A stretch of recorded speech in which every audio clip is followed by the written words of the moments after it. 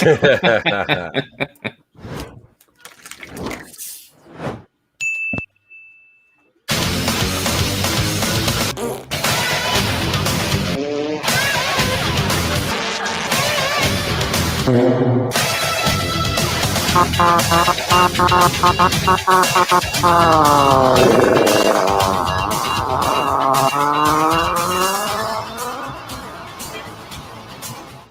here for one reason. I'm sick and tired of playing with kids. I'm here to take on the big boy. You want to play with the big boys? Yes, we want to play with the big boys. What's up, everybody? Bear with me and my technical difficulties. It's Tony Tonedeaf here at the Clown World Review for week 2 of the Monday Night Retrospective, and we're actually covering the weeks of September 18th, 1995 and September 25th, 1995 tonight. Thank you, everyone, for showing up here already. I see Fun University, super fan Adam Shahan, as always. Thank you, brother Frank and DeShahan, Wiener Dog Clan. I know I've got like 20 wieners listening to me right now, and that always makes me feel tingly inside. It's great to see everyone back. I think we had a great week last week, and I'm looking forward to doing it again this week. Let me go around and introduce everybody. What's up, Keely Chow, the Fandom Menace Ultron? Keely Chowtron, bro, what's up? So let me jump over to my co-host every Monday and Wednesday night over at Etep, Wokuian's Place to Be Reviews. It's the man, the myth, the legend himself, Mr. Etep Wokuian. Well. I really have no clever intro this week, but thank you, man. It's great to be here. I'm trying to save what voice I have, because if I start yelling again, I'll have to mute my mic and hack into the garbage can. And I'm getting better. Apparently, the flu does still exist. And I'm ready to talk about some wrestling. I'm just wearing my shirt I bought for the con I was supposed to go to this weekend, but here I sat. So we've got 4 great shows, and aren't we doing Fall Brawl results tonight too? Was that slated for tonight, or was that next week? Fall Brawl happened. Was it in between? This is the fallout from Fall Brawl tonight. Yeah, we're going to talk about it.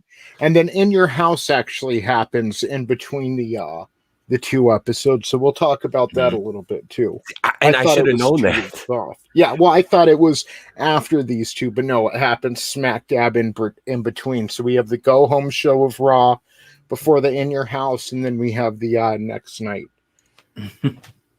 And I just want to send my condolences, Etep. I guess you're one of the 1,200 people to get the flu this year, so I hope you feel better.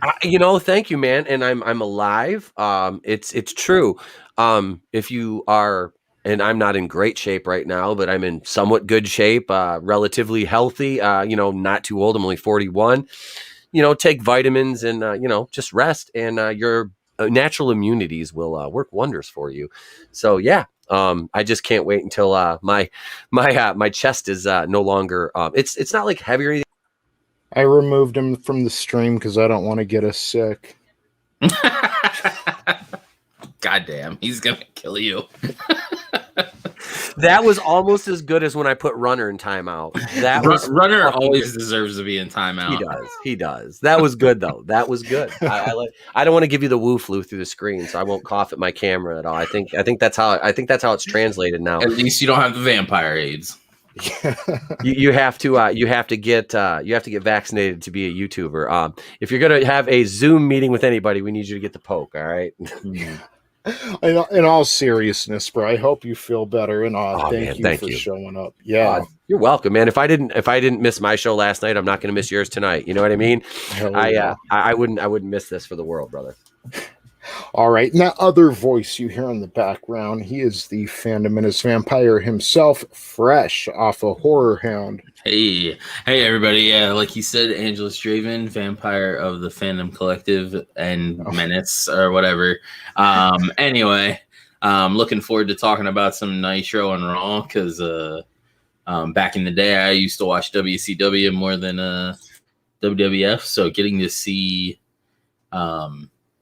the WWF side watching through is just pretty nice. So it's interesting. Mm-hmm. because I didn't have cable all the time back then, so I missed a lot of this too. So being able to like actually see it, and I guess you can't see real time, but see more than just the clips of some of this stuff is pretty cool. Oh yeah, and I didn't watch I remember very little of WCW like this early. So yeah. Yeah. What's that girl's? It's Danielle Fisher that you met this weekend? Danielle Harris. Danielle Harris. You should get her on the show. Oh my God. Oh, you into old wrestling? I can show you the picture that I have of her. Yes. She's so bad. Oh my God. Yeah, she's she so is. bad. And while he does that, I'm just going to fix the format here. We've also got VinnieArt joining us in a little while here. He said he's going to be a little late. I guess I should get some links out in the chat too, shouldn't I? I got like a bunch of frames. I needed like 7 of them because I had a bunch of shit that needed framed. But this is the Danielle Harris. God damn. There we go. Yeah. Yeah. They had ones of her like just covered in blood and nothing else. But I wanted it to be a little classy because it's going to be on my wall. So, yeah. Etep, I still need to get your link on my list over here because I'm always sharing them on your channel, so I don't have like the link for your channel right here. I'll throw it in the chat. Hang on. And not that Ryan Kennel's watching or anything, but I got his picture when I met him in Vegas in a frame, so I hope it makes him feel better, because he felt bad. They were giving him shit for making 8x10s. He's young and he's a pretty boy. He's got to, man. He's got to cash in on that shit. Yeah, he does. With his coiffed hair. I'm not fucking with him. I love Ryan. He's a good dude. He's a good dude. But he's pretty. It just reminds me of what White Man Can't Jump. He's like, it's pretty. It's so pretty. And hail, Mad Mardigan. Good to see you, buddy. Thank you for stopping by and listening to us talk some wrestling. So I got to meet 2 wrestlers too while I was there. Yeah? Yeah, I got to meet the Godfather and the $1 Million Man. Yeah, I didn't know Ted DiBiase was there. When I saw the Godfather was there, I'm like, and I've gotten high with a lot of WWF guys that I've worked with in the indies over the years, and I'm like, I want to get high with this motherfucker. Like I did, I want to get high with him. I was like, I know, and I wouldn't even have been quiet about it. Like, dog, I got a blunt. Let's go. Like, let's go. Yeah, Put your be back in 15 up. Let's walk out back and let's smoke this blunt right now. I've been waiting to do this since I was 18 years old, homie. Come on. Yeah. I remember when he went out on a Raw that night, and he used to play around, hint towards smoking weed and hint towards this or that, but he came out one night, he didn't give a fuck. He was just light that stinky green up and say, pimping ain't easy. It was totally Mark. The little hoe train movie he used to do in the corner where he'd start revving the train up. I did that shit, man. That was my nod to him because, like I said, I did like the whole Scott Hall gimmick. But after I did my corner spot, which was Kevin Nash's spot, I stole. I'd do the corner spot. I'd go all the way over the other side of the ring, and I'd be like, cha-ching, and I'd start doing a little thing, and I'd do a little wind up, and I'd run over and hit him with a big splash, and the motherfucker would feed out to me, and I would either just grab him by the back of the head and just face palm him down on the mat, or they would walk right in. I'd hit him with a DDT real quick out of the corner, out of that shit. And I called it the money train. That was a homage to the hoe train, man. He was fun. Yeah, when I used to backyard wrestle, I had a character called J-Dog, and he was a mix of the Godfather and the Road Dog. Oh yeah. So I had it was the pimp drop, but I called it the pimp twist. So instead of just dropping them, I spun and then did it, and then I came out to Cottonmouth King's pimp twist. I used to listen. To Cottonmouth King. I was a juggalo, so of course Cottonmouth King right twist. It's the pimp twist, dude. That fucking he was just fun. Road Dog, man. His theme song. I was dating this girl who worked at the Deja Vu when I was like 19, and she went on to be a porn star, which was kind of nice. I got in on the ground floor of that, before it got real dirty. But she used to, because I used to fuck around and be like, I want you to dance a wrestling theme for me. She'd be like, what it be? And we out to my car and we got stoned on her break, and she come back in with it. She fucking get on stage and she's dancing to the Road Dogs theme. I was like, nice. That's good, because I mean, a lot of those strippers, they start to look like, it's like the equivalent to when you rent out that apartment that's now decades old and the landlord just paints over the light switches and everything. That's what that ass is like. Like, yeah. Mm-hmm. A lot of mileage. 40 miles of bad road by the end of their career when they're 30, Jeez. Yeah, so on that note, speaking about worn out ass, we've got Monday Nitro from September 18th, 1995. Now, this show got a rating of 1.9, and this is going to be interesting because the weeks mirror each other. And what's even more interesting is this Nitro went unopposed, as Raw actually didn't play till Thursday, September 21st, 1995. It was preempted because you know how it is. Why watch wrestling, especially was it a go-home show? I guess it was a go-home show. Why watch it on your normal schedule time? Let's move it up 3 days so we can watch Dogs. Mm-hmm. That's right, the Westminster Dog Show. I used to hate that time of year.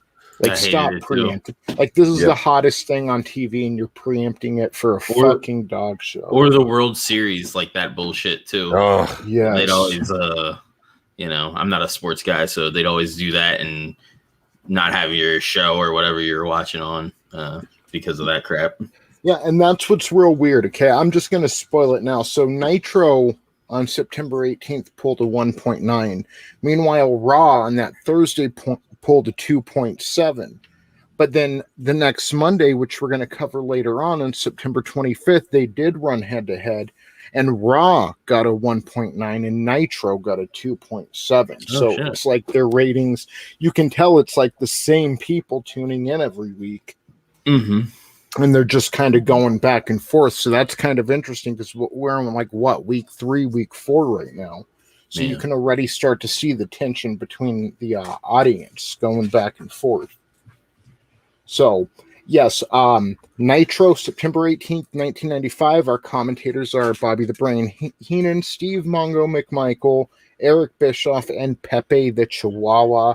And it is the night after Fall Brawl 95, and the Dungeon of Doom arrived backstage in an ambulance after sending Hogan out of the arena the night before in an ambulance. And Mean Gene goes to interview the Taskmaster, who pushes it over to the Giant. And the Giant says that he melted Hogan like putty 3 times now.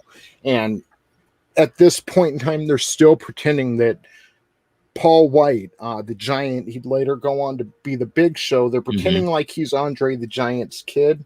Yeah.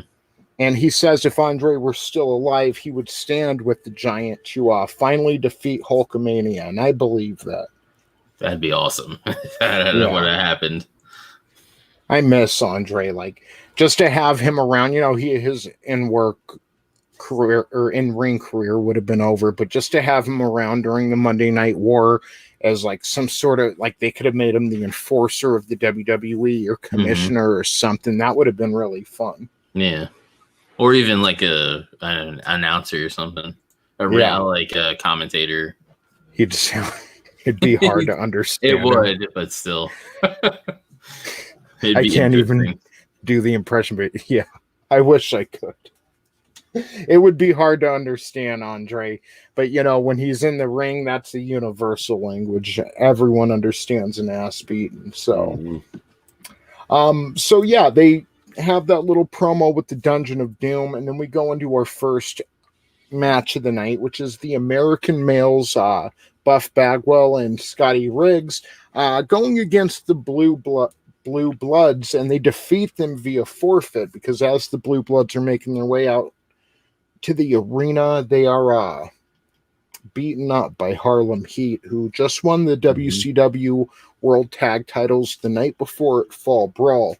So Harlem Heat joins the American Males in the ring, and Booker T cuts a promo stating that they're going to put the belts on the line tonight against the American Males.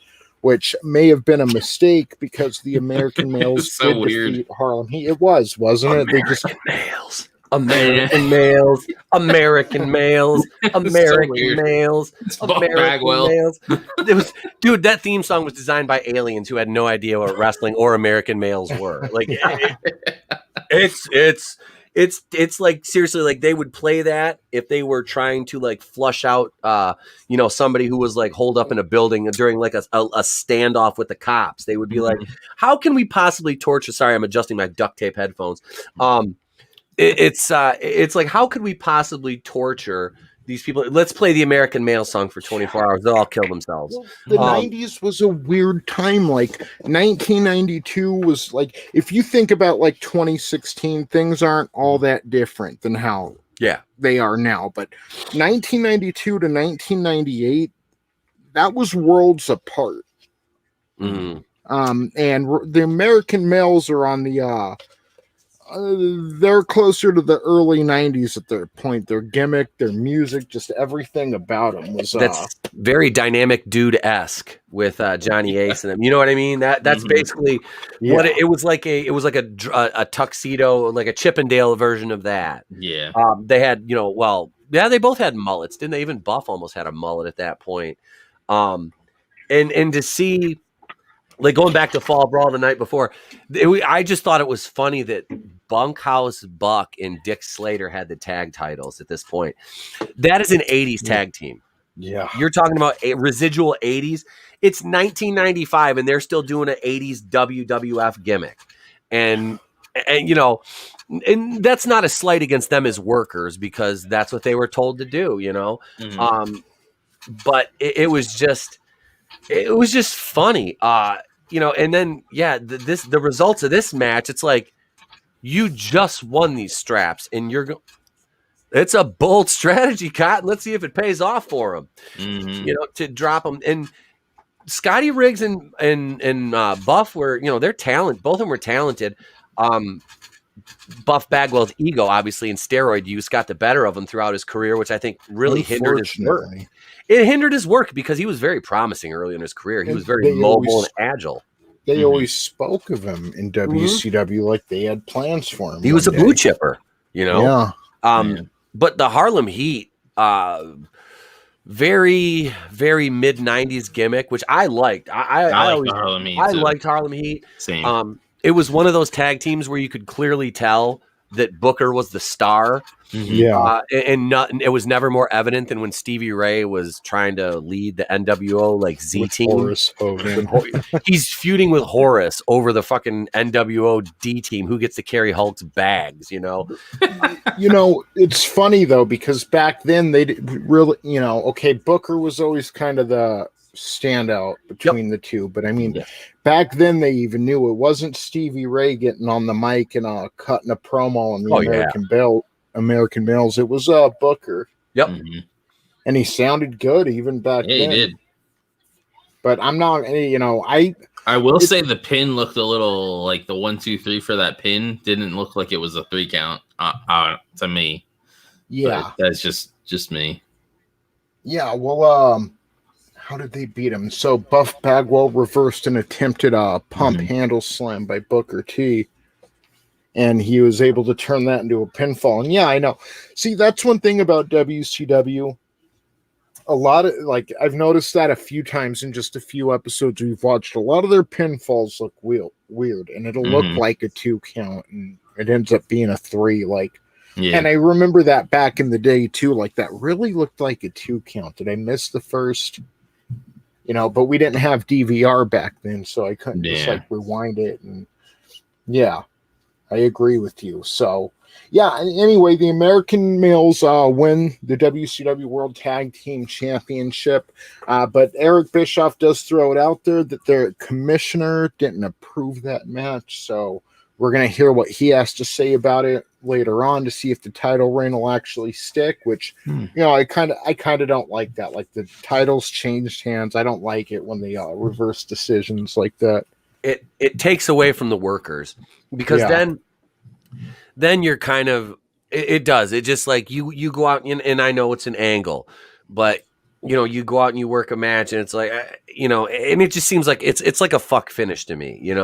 It diminishes what happened in the ring. That's like with the Yokozuna from Raw and Owen Hart thing, and then Cornette is Cornell is like talking to the guy or whatever with his lawyer trying to get it. Which is it's just funny. Jim Cornette, yeah. That comes up later on because it's supposed to be Yokozuna and Owen Hart facing Diesel and Shawn Michaels for the titles at In Your House, and then Owen Hart's missing, so British Bulldog takes his place, which means he's actually the tag champ for that night.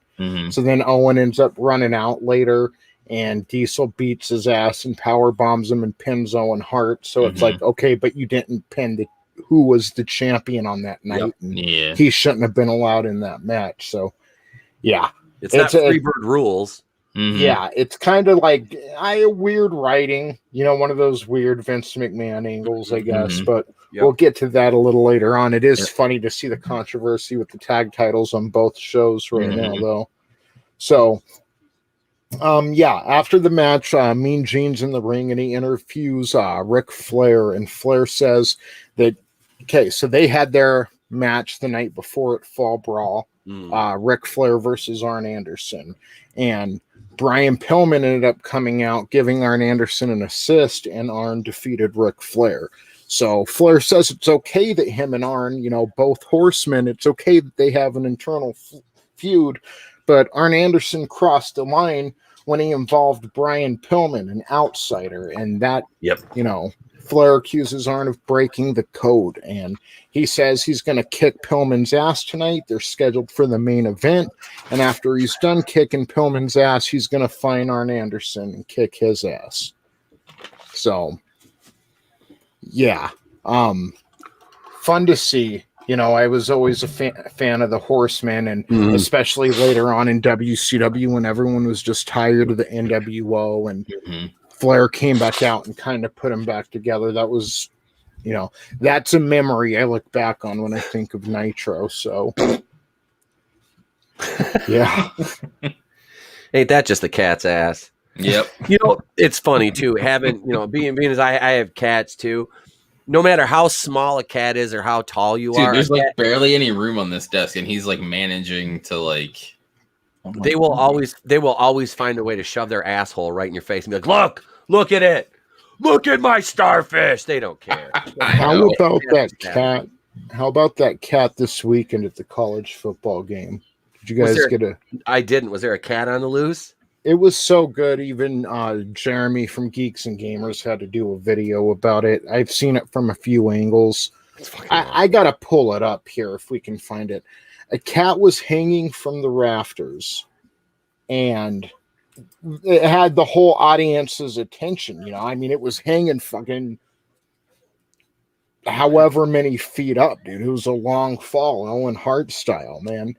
And it's fucking hanging from there, and then it's gripping by one hand. It loses its grip on the other hand. Let me see if I can find it for you guys so you can see. Okay.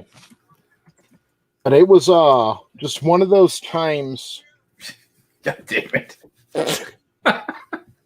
It's Cat Cena. Okay, here we go. Look at there he is. Here's my asshole, YouTube.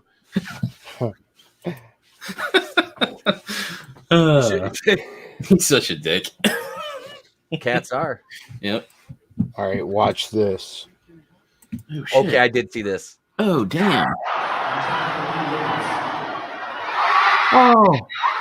Caught it in the American flag. Oh.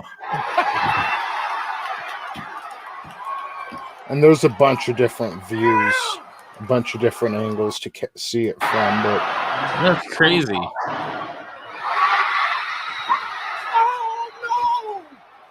And then they fucking erupt and cheer when they see that they caught the cat. So the whole point of me bringing this up is, Draven, we need a cat moment on this show. So, hang your cat out the window or something. Bring your webcam. Hang it out the window, Jesus. I'm sorry, everyone. I don't even know where you got to. I need to get used to being the one that highlights the comments. What's up, fanzine? It's great to see you, brother. Hey. Thank you for popping in. Hell, bro. Yeah. How did they do the 4 horsemen? Was it just the 4? Oh, okay. Yep. Yeah. What's up, Glenzer? How you doing, bro? Yeah, dude. You know, who is it? The Guardian named Fauci the sexiest man alive today. The fucking Guardian. You know, if I had a bird, I wouldn't put the Guardian in its bird cage as liner to collect the shit. Oh, God. I think the Guardian also said, weren't they one of the publications that ran with that Larry Elders, the face of white supremacy story? So LA Times. LA Yeah. Times. Yeah. So, but this, you were talking about, the September 18th Nitro. Mm-hmm. You know what's funny? They had, 3 matches on the, or 3 matches on the main card. There was 4 dark matches on this fucking card. Oh, wow. Yeah. There was 4 dark matches. Well, Nitro was only an hour back then, too. But that was good. You're getting your money's worth, you know? Mm-hmm. It was like going to WWF back in like the late 90s. You got a Velocity or Sunday Night Heat taping. Mm-hmm. I remember that. You know, before. Yeah, you had the State Patrol, Lieutenant James Earl and Sergeant Buddy Lee Parker beating Colonel Rob Parker and Dick Slater. Dark match. Macho Man defeated Zodiac, who is Brutus the Barber Beefcake. Oh, nice. Arn Anderson beating Dave Sullivan, this is some fucking jobber. Eddie Guerrero went over on Dean Malenko in a dark match. Yeah, and when Malenko and Guerrero got in the ring together, it was like Benoit and Malenko or Benoit and Guerrero. Yeah. It was a fucking technical showcase. Like, it didn't matter if it was a 5-minute, a 10-minute, a 15-minute match. They were going to put on a clinic. Yeah. And those were dark matches on the card. Wow. Yeah. Yeah. But, no wonder why the crowd's so hyped up by the time they go on the air. Mm-hmm. Yeah. Man, Eddie Guerrero. American males. Yeah, well, and if you think that's bad, guess who comes out next for a match? It's Mr. Wonderful Paul Orndorff. Oh, yeah. To that fucking just hideous music. And he takes on Johnny B. Bad. And see, we're going to talk about WCW. I remember Johnny B. Bad, too. He was so over.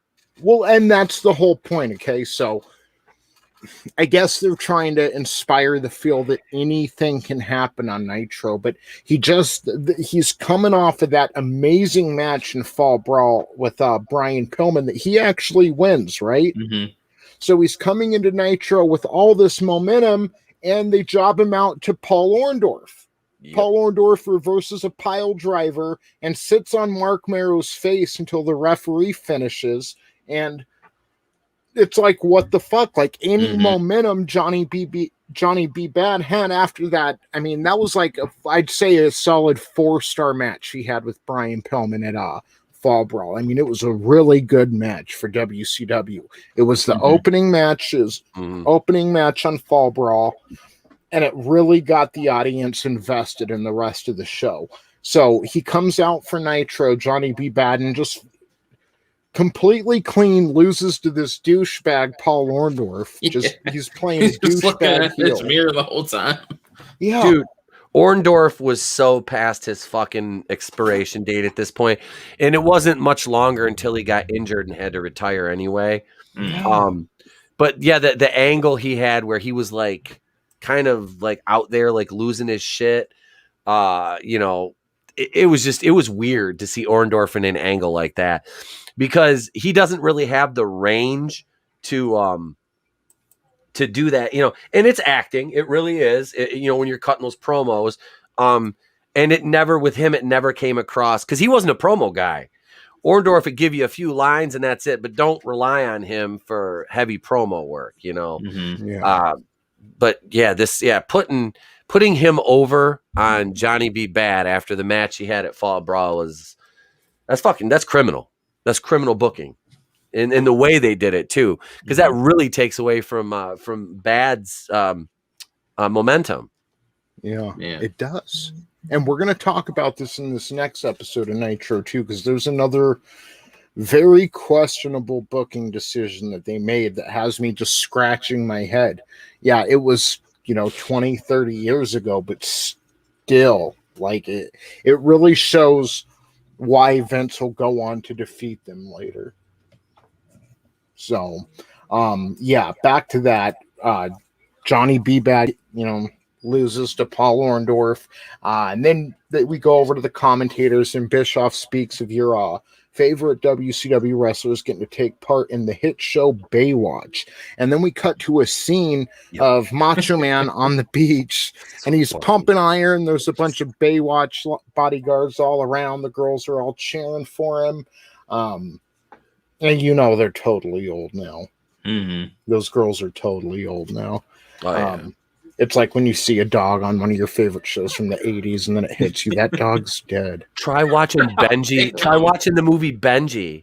And, God. And it's like he and Milo and Otis. It's like they're I fucking love Milo and Otis. Oh my God.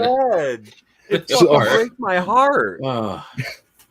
So you had your heart broken, then wait till you hear what happens. We've got Macho Man pumping iron. He's just bench pressing, and Kevin Sullivan shows up. Taskmaster shows up and kicks the ever-loving fuck out of Randy Savage. Kicks his ass. He's all choking him out with the bar and fucking. So out of everyone, Ric Flair shows up to make the save.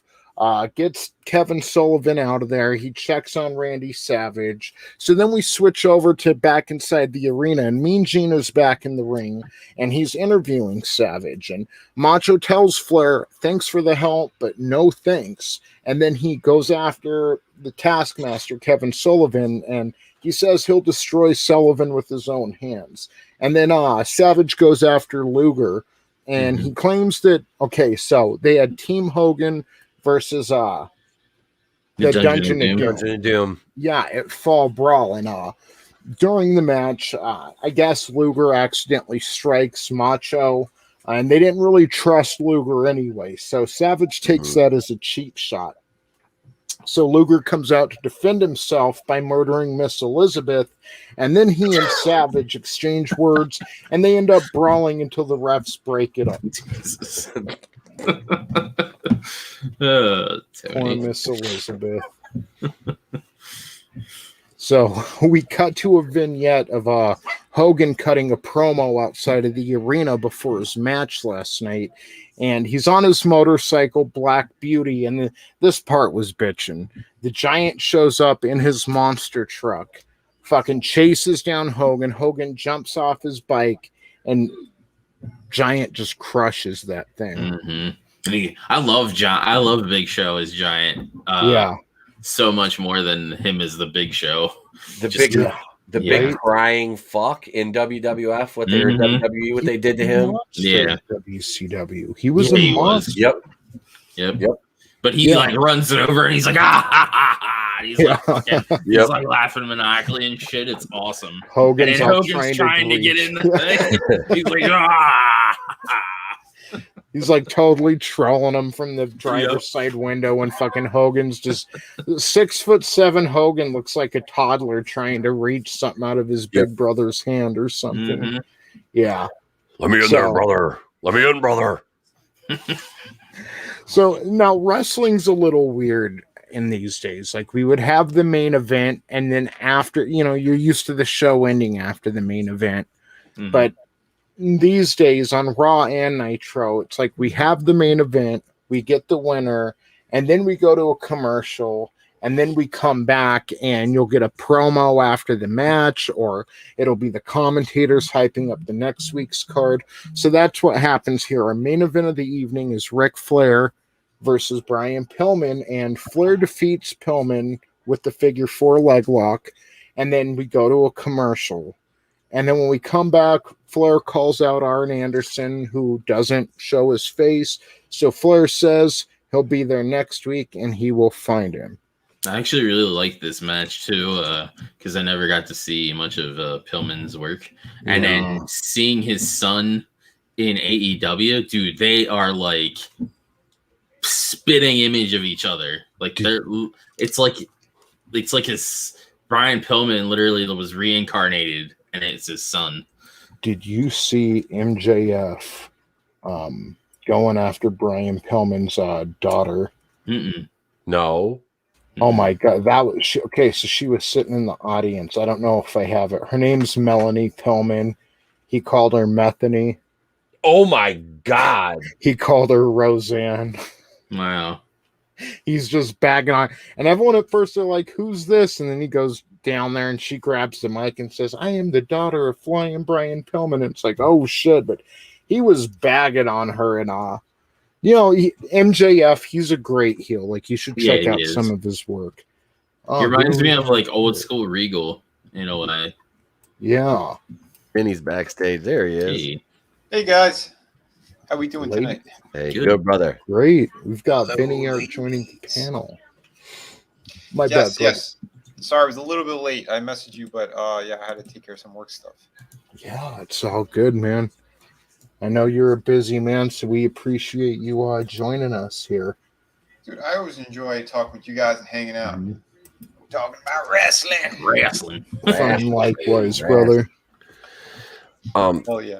Pillman, dude, you're talking about. I remember see, when he first started tagging with Tom Zink, the Z-Man, and they had a couple good matches when they broke up their tag team. Dude was such a good worker. Fuck, he was good. He was 20 years ahead of his time, as far as gimmick and everything went. I mean. It was a tragedy what happened to him. I watched the Dark Side of the Ring they did on him, the Vice documentaries. Yep, that shit. There's been very few of those that have made me cry. That was one of them. Yeah. Being as I did, like I said, I spent a decade doing this on the independent level, and seeing the way that some of these guys, their lives end prematurely is it's one of the things I don't miss, and one of the things I'm glad I only was in the ring full time for a couple of years, because of what it takes off the back end. Yeah, and the wrestling business always takes more than it gives you. That's when people need to know that they need to, and they don't realize it. Yeah, and his theme music is similar to his son's theme music in the Varsity. What is it? The Varsity Blondes. It's very similar. The Hollywood Blondes. Well, his son in is AEW, the the Varsity I'm sorry. I'm thinking of another. Yeah. Angelous, you know who MJF reminds me of? Randy Orton, if he gave a fuck. Like, if he gave 100%. Like, young Randy Orton. Yeah, I could see young Randy Orton. Yeah. Yeah, like when he was like when he won the world title, and then he had to fight Triple H, and of course Triple H squashed him. Yeah, that like when he left Evolution, like that kind of Randy Orton he reminds me of, but better. Better. So yeah, that was it for the September 18th, 95 Nitro. And again, it went unopposed as we did a Thursday Raw Thursday because of the stupid stupid dog show that nobody cares about. No. So, over on Raw, this actually, where is it here? They didn't even have any dark matches. On Raw? No. Yeah, they're, yeah. And that's a shame too, because this Raw started off strong. So this Raw was on Thursday, September 21st, 1995, with a rating of 2.7. And your commentators are Vince McMahon and Jerry the King Lawler. The show opens with 123 Kid making his way to the ring while they kind of flash back. They show everything that's happened in the past couple weeks with Razor Ramon and 123 Kid. So they have a pretty exciting match. Definitely a good television match, which ends with 123 Kid defeating Razor Ramon again after Dean Douglas interferes and hits his finisher on Razor when the ref and the Kid are knocked out. Now, this is what gets me. Okay, so the ref and 123 Kid are knocked out. Dean Douglas comes in unaware to everybody. He hits his finisher on Razor. Razor's now knocked out in the middle of the ring, and Dean slips out of there with nobody seeing him. and 1, 2, 3 Kid just slides into the ring and pins Razor Ramon. Like, what would make you think you could do that? You know? Yep. Yeah. So because Kid and Razor are boys at this point, so that's kind of and they're not really heels either, which is it kind of begs the like what the like who's writing this? Like, oh, I'm sorry. I know who's writing this. Even back then, it was the fucking the genetic jackhammer, Yeah. And it was like, and I don't want to take away from Shane Douglas, but the Dean Douglas gimmick, and I know I think it was actually a teacher. It was fucking stupid. It was because it was a ripoff of Leaping Lanny Poffo's genius gimmick. They did it was. What 2-3 years before that, maybe a few more. But that's Macho Man's not kayfabe, but shoot brother is because their dad Angelo Poffo, also a wrestler. But yeah, that was just like that whole Dean Douglas gimmick. I was like, no wonder Shane went to ECW and did his thing over there. Yeah, he was a lot better for it too, because Dean Douglas wasn't pretty, And after this, he goes backstage and he gives 1, 2, 3 Kid a D for dumb, Razor an E for Razor trying to elevate himself by being in Dean Douglas's presence. And then he gave himself an A and said he'll defeat Razor Ramona in your house. And then he gave himself an N or something. But either way, the grade spelled out Dean. It wasn't very exciting. And then he uses his hands as nails on the chalkboard. Yeah, he runs his nails on the chalkboard. Like, that's what people want to see, Vince. So retarded. It's as good as the current day booking for the Fed, honestly. They say things are cyclical. Well, they're right back to the early 90s quality with the Fed right now. Superfan he gave me a wrestling name. DDF, Dr. Deathford. DrDeath.com. Dr. Death.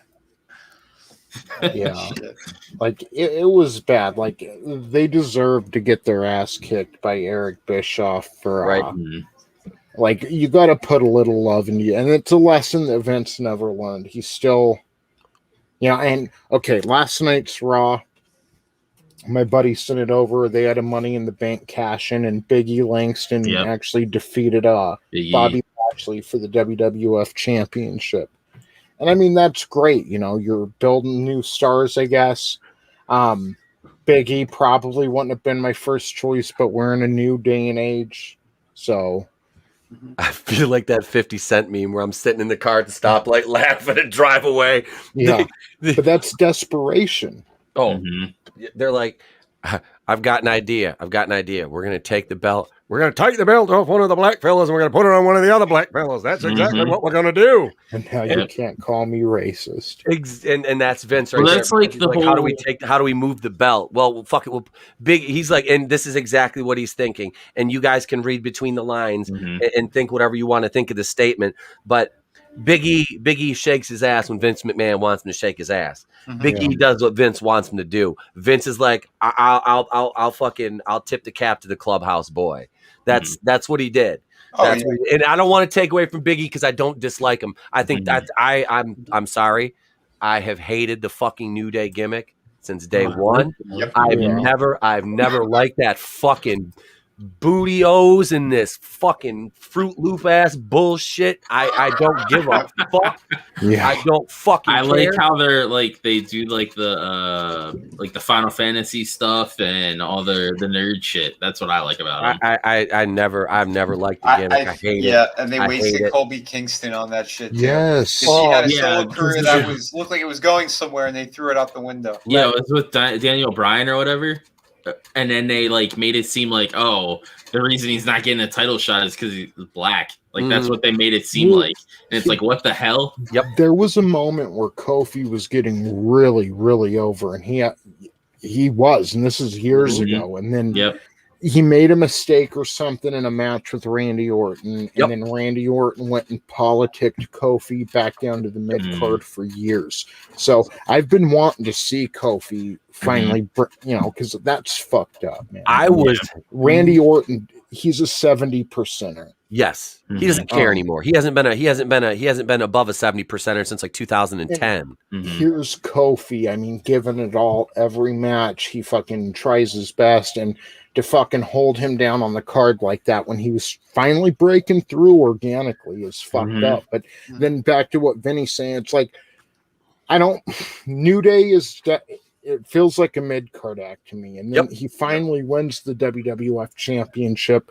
They could have done so much with Kofi. Take him out of that group at that point.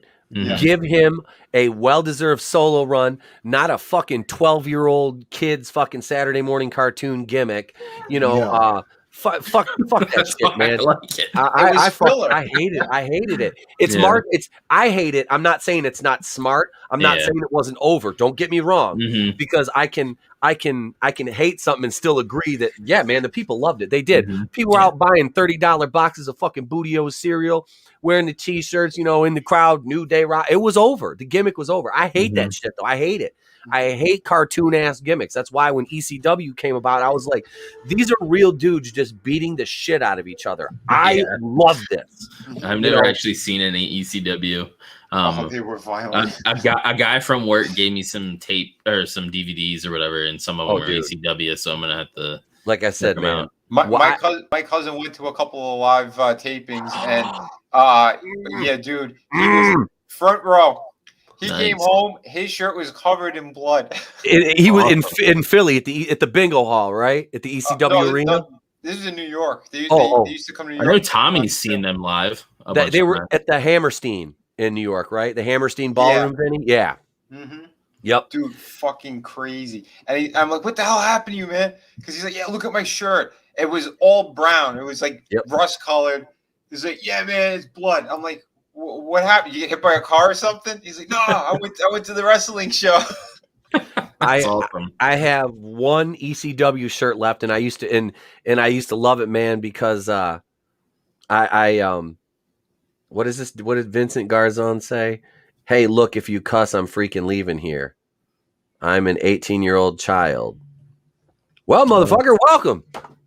Welcome to motherfucking goodbye. Because I'm about to go Bubba Ray Dudley on your ass if you're going to come in here and fucking talk about not motherfucking cussing. I will cut a goddamn ECW 1998 Heat Wave fucking promo. Stop. You think I... Yeah. Fucking, you think I care about these fucking... Look at these fucking heads. Just... I'll fucking throw this shit out. You goddamn it. Oh, God. He's been taking my vitality vitamins. You know this. Infowars.com. Don't be a pussy. I want to see Alex Jones and Vince McMahon like stuck on an island together. Oh, that'd be great. I think they're dead. I don't know. They might be. Yeah, maybe. I don't know. He's like stuck my on old an island pair. with him. We know Vince likes to touch the guys. It's a Fruit Loop. Remember he did to those referees back in the 80s? Maybe What a pedo. Maybe if I put the title on Biggie Langston, they'll forget I called Mark Henry a silverback for 3 years. And I dropped an N-bomb right in front of Booker T and then acted like nothing happened. It was me, Austin. It was me all along. It was me. Son of a It was me all along. Reach down and my genetic jackhammer as I pound away at Tristratus in front of my comatose wife, Linda, the secretary of, what was she, the secretary of treasury? Or, I don't know. Secretary of small business. She's the secretary of small business administration affairs. 2-time failed senator. Wow. So... yeah, he tells Dean to ruthlessly scratch his fucking nails on the chalkboard, which is just as appealing as it sounds. Ruthless aggression, baby. Yes. And then we have our next match, which is Tatanka and Kama Mustafa, who, from what I hear, some people met Kama this weekend, so that's awesome. And they defeat Bob Holly and Savio Vega after Kama reverses a flying crossbody by Bob Holly into a power slam and makes the pinfall. And that was a pretty cool move. Like it's one of those moves where you kind of have to rewind it to see what happened. But yeah, Bob Holly comes off the top rope like a flying crossbody, and then all in one motion, Kama just grabs him, and it looks like he fucking connects on Kama, but Kama spins it around and slams Bob Holly, pins him. And then we have like a cheap kind of backstage promo from Razor Ramon on Dean Douglas. Geez, this Raw was painful. So I'm trying to get to the good part, but it doesn't get me good. It was like an okay promo from Razor, nothing special, just I'm gonna defeat you in your house. And then we get Jean-Pierre fucking Lafitte. Like, who asks for him? Dude, okay, and you're putting Carl Owlette, which he'd later go on to be known as in WCW. You're putting him in the semi-main against a fucking jobber, against a local talent jobber. It's like Brian Walsh. Yeah, this is not how you set up for your main event. He stole Bret Hart's sunglasses from a fan. There's a basis for a feud right there between him and Hart. It's like, oh god. Really, you can't have I love Bret Hart in or whatever. Talk about it. You can't have two people with no charisma feud. This jobber, Brian Walsh, he looked like when you go into the create a wrestler section in a video game and just don't do anything to it at all. Yep. That's like you just described half of the 80s and 90s jobbers. They were like unfinished creator wrestlers. Mm-hmm. What did Vincent down here? Look at him. Super your bye. Ain't no lie, Vincent. Bye. Oh, I'm sorry, bro. There's going to be cussing on here. So if you can't listen to that or if you don't like to, I appreciate you stopping by. But you try watching early 90s Raw without a few F-bombs flying out of your mouth. Yep. Mr. Ric Flair saying ass. Yeah. And if you don't like when we get into the Attitude Era, yeah. I can't wait to see Mae Young spew a hand out of that 80-year-old hook. Oh, God. I forgot about that. Here it comes. Here's fucking Mark Henry's baby hand. That's fucking I remember Rock dropped an F-bomb. He called Shane a silver spoon mother effer on what, because they were supposed to cut him off. Stephanie and Shane McMahon, and they didn't. He was supposed to say Shane is a silver spoon mother, and then they cut him off, but they didn't, so he couldn't just stop talking. So he dropped an F-bomb. At that point, you have to keep going. You can't just stop and censor yourself. If the wrestler doesn't kick out, the ref can't just quit counting it too. It's okay, you messed up. Mm-hmm. I had somebody do that in a match. I got so fucking mad because the ref just stopped and looked at and I'm just like, motherfucker, you're supposed to kick out. So I pulled him up. Dude had long hair. I just pulled him up by his hair and just went right in the mouth and just dogged him, like stiffed him, just smacked him in the face, and just got up and played to the crowd. They were like, the ref looked at me, he was like, holy fucking shit, dude. Guys sitting there like, what the fuck? Like rolls over in the corner, and I just healed it up. You know, at that point, it's like that's all you can do. You got to roll with it. Yeah. You know, that's just like, I'm like, you're not going to kick out. Okay, well, you're going to pay for it then. I'm going to paintbrush you right in the mush and make you wish you kicked out. Went backstage, motherfucker. Didn't say nothing to me. Knew better. Knew better. Don't say shit. Come back here, get you fucking. Come back and bitch me for smacking you in the mouth after you fucked up. I'm gonna punch you in it. You know, don't. Nope. You fuck. Don't make me look bad and you because you suck. You know, that's like that dude we had. That it's funny too. I'll find some pictures of him. Draven. He did a vampire gimmick, and this kid. He had no, and me and my partner, like we took liberties with him. I mean, we were like, he was working him one-on-one, and I was just outside the ring, and I'm like, oh, dude, that's it. And I potatoed him a couple times in the ribs, and when I got to throw him out of a battle royal, I walked right up behind him, and just stood there, and he was acting like I wasn't there. And I didn't even say go. I just grabbed him and fucking head over and threw him over the rope. Like, get the fuck out. Like I was like, he's just one of those people where I'm like, you don't belong here. Mm. I feel like Hooven didn't train and is wanna cutting get a better. promo on me. Mm. Wait, you're goddamn right. Freak everybody with a cuss word here. I call my strongest dad in my life. Well, you don't have my number, man. I call my strongest dad. I don't even remember what city you live in. I'm not paying child support. Tequila Garzon and then Vincent. What? Trolls. Here. What the hang on. fuck? Listen, if you act like a big wet pussy, you're gonna get slapped like a big wet pussy. Hey, Tequila Garzon. I got 2 nuts. Choose a ball, Medicone. Bye-bye. You're going bye-bye. There you go. I just used my wrench, Tony. I got you, man. Let me take out the fucking the poor white trash. Again, I feel like I'm gonna feud with Hoovy or Psychosis or something. He's going off over there, and you can't understand a fucking thing he says. Oh, that's funny. So yeah, where were we? So Jean-Pierre Lafette, he defeats Brian Walsh in a bullshit ass match. It was horrible. Like, oh, we have competition now. Call Brian Walsh. Like, okay. Well, I'm more concerned about the fact that they leaned on Jean-Pierre Lafitte. Yes. I'm more concerned with it. Semi-main. Who do we got? We got Sid. We got all these other guys in the back. You know what? Let's get the fucking guy with the eye patch out that took the kid's sunglasses and throw a fucking 80-pound jobber out there with him. That'll fucking set up for the main. Perfect. Absolutely He's like retarded. Mick. Yeah, I forgot they had Sid at the time as well. Like, how fucking stupid are they? Yep. Yeah. Yep.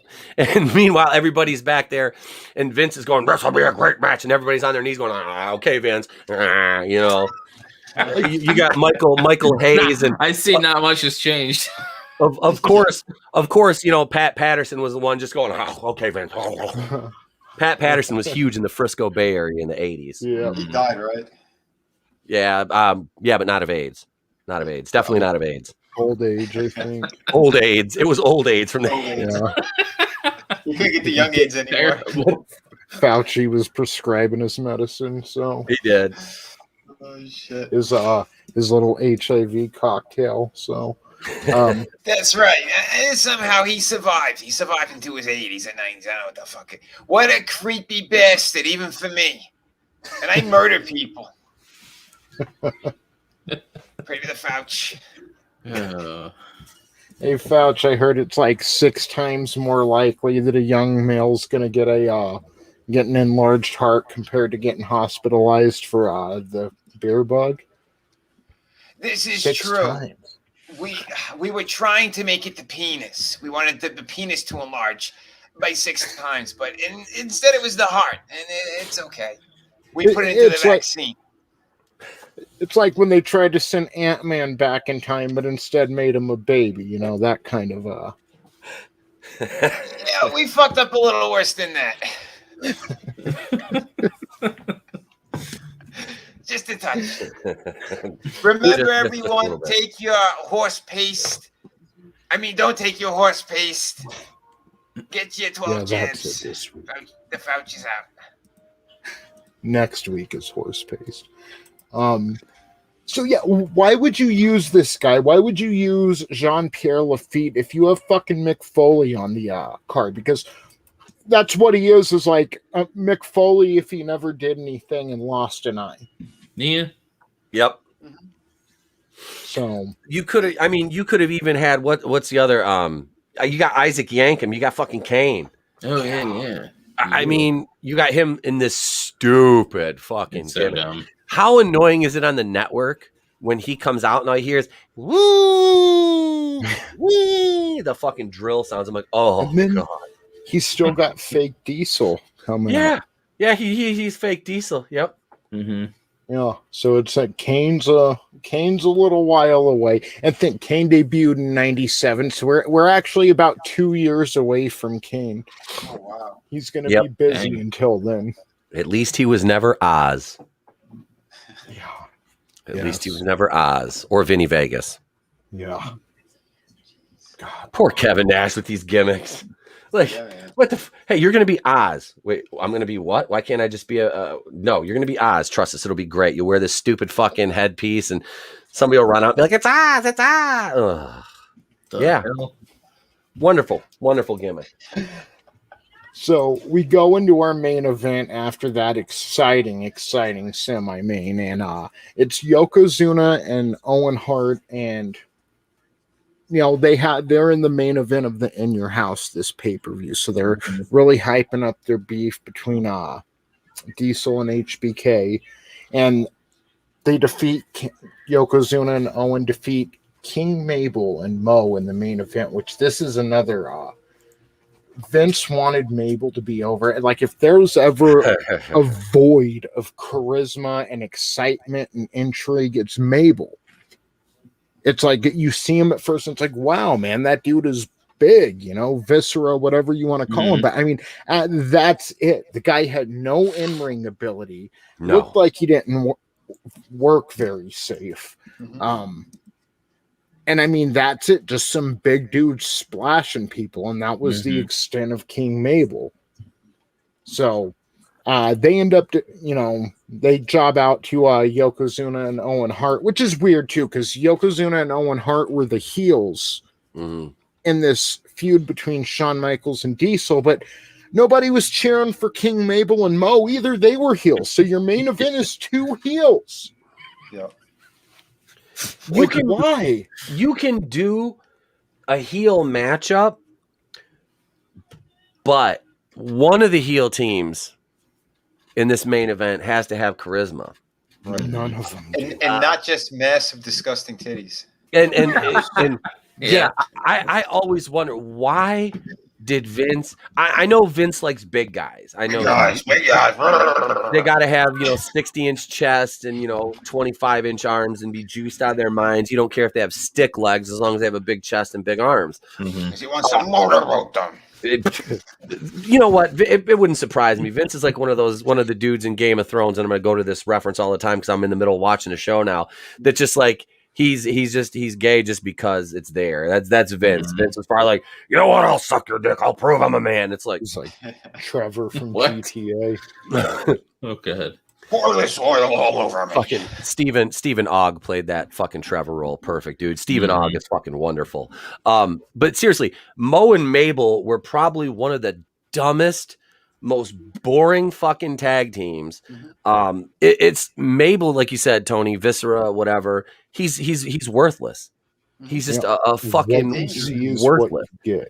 And Yokozuna is I was like, I hate guys. It's like, if you're working him, what the fuck can you actually do with this guy? Like, so you can let him fall on you very dangerously because he's too fucking fat to control his own fucking body if he's coming down on you wrong. Ends up having a heart attack seeing a spider in his like 20s. It's just an odd pairing in him and Hart. Owen Hart, like, and Wait, Yokozuna. is that what took him out? Odd pairing. I think so. I know he had a heart attack. I heard something about he was scared by a spider, but I mean, that was early millennium internet, so that might just be an old wives' tale. I'll have to look it up. That was before the Q. I never liked Yokozuna either when he came in. It's no. Like, I don't know, massively fat guys who can't move really do much. Like, I'd rather Rikishi. Yep. Over Yokozuna. Even King Kong Bundy. Even King Kong Bundy was mobile. Yes. Spiders, true. It isn't?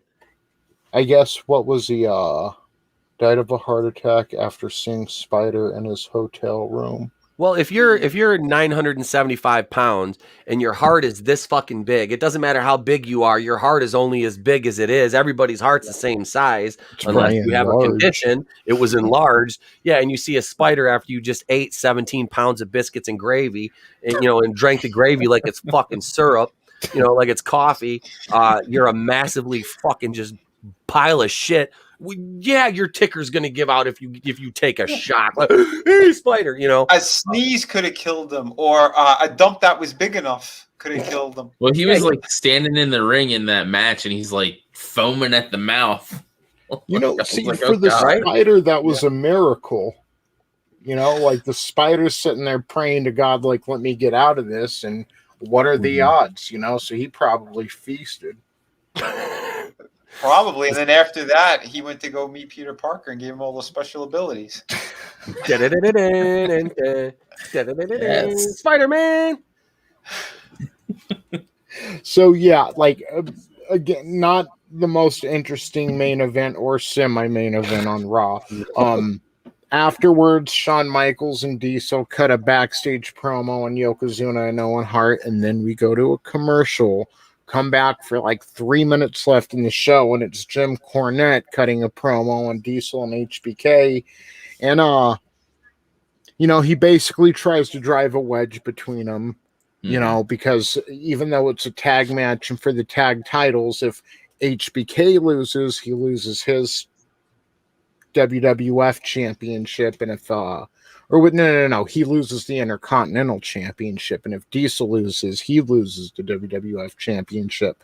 So he's like, can you guys really trust each other? And last time you were a tag team, your own greed broke you apart. Who's right? Who's going to be willing to lose their title? And, tries to add some kind of intrigue to this, but it's not there.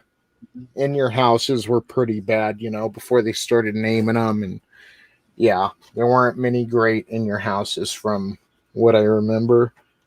No. So yeah, and that's how Raw ends with Jim Cornette. Exciting. Real exciting. I still want to see Jim Cornette just beat the shit out of Vince Russo. Yeah.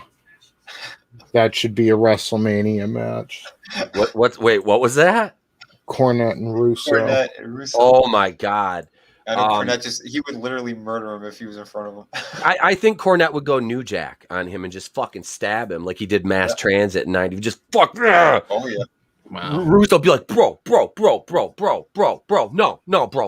it's all good, bro. And Cornette be like, would you shut the fuck up, you mouth motherfucker? What the fuck is wrong with you? Wrestling. Yep. You motherfucker. I love when Cornette gets mad. Oh my God. And Corny better watch it too. He ain't no fucking Slim Shady either, man. He's kind of fucking portly. And I know how he eats when he's on the road because he talks about it on his podcast. It's like, you are not a 20-year-old man. You cannot be shoveling them fucking fast food burgers down that gullet, Jimmy. Well, when they did the Dark Side of the Ring, it looked like he lost a lot of weight. Yeah.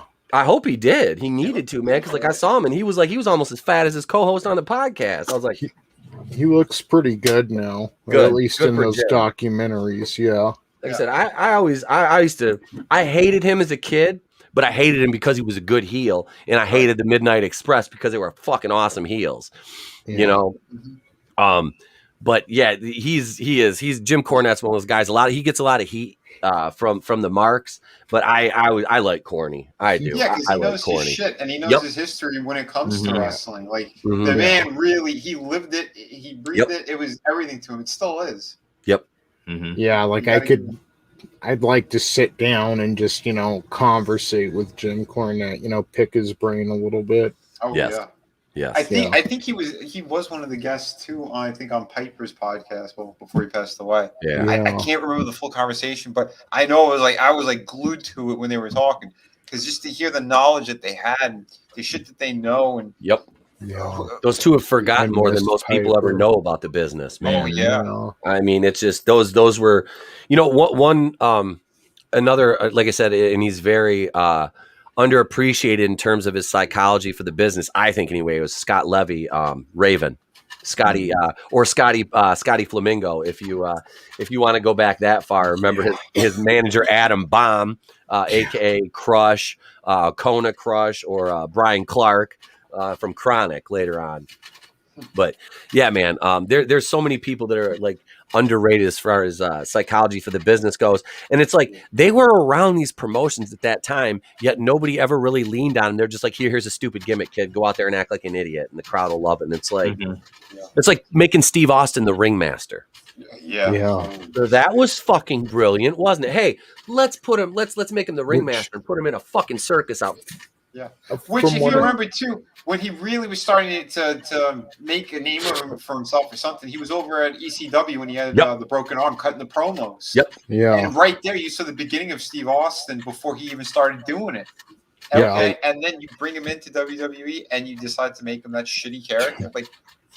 King of the Ring 96 is when he cut the infamous promo, and that was because Jake Roberts had found religion. He's like, you got your Psalms and your John 3:16. Well, Austin 3:16 says, I just whipped your ass. I was like, yes. Yeah, I remember that. Dude. Nice. That was fucking fire. I was watching that pay-per-view with some of my friends that were more into WWF because I would get all the WCW ones, and a bunch of them would, they would get the WWF ones.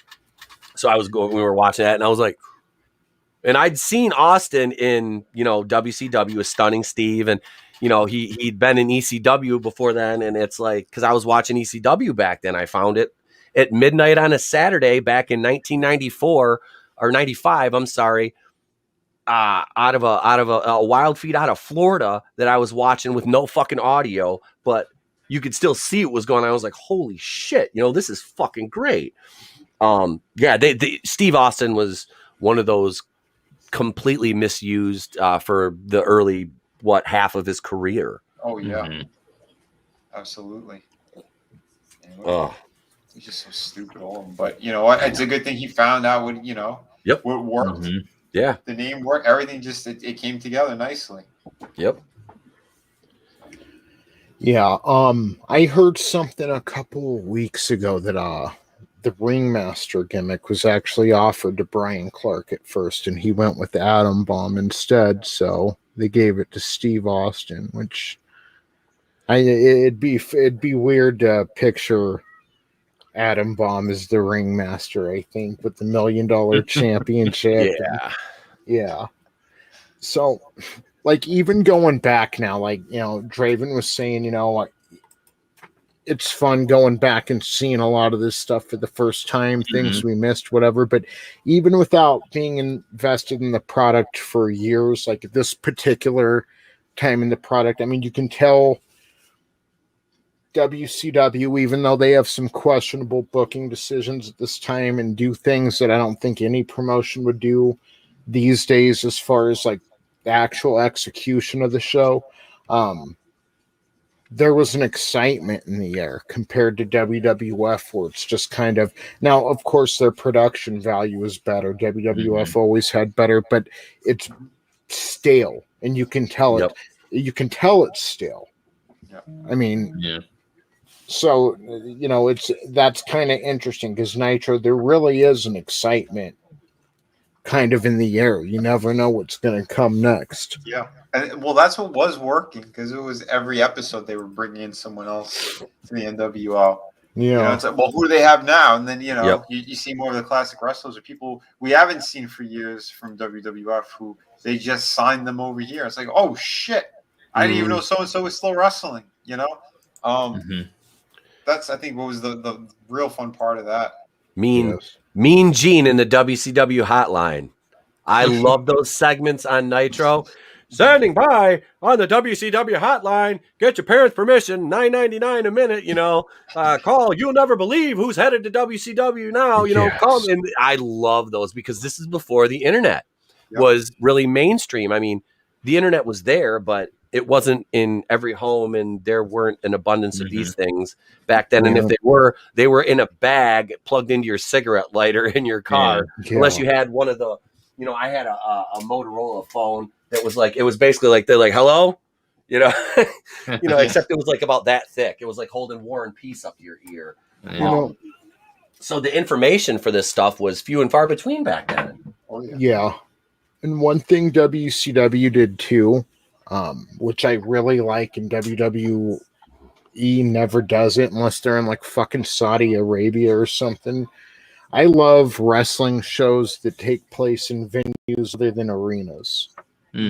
I like it when they're at Sturgis or when they're on the beach or something. Like, I love like when they do the Summer Slams and stuff. They're usually outside and whatnot instead of Well, aren't they in a stadium? Like, I like that stuff too. But I mean, like being at Sturgis and you've got the bikers fucking revving up their Harleys and shit while they're watching the show, like that kind of stuff.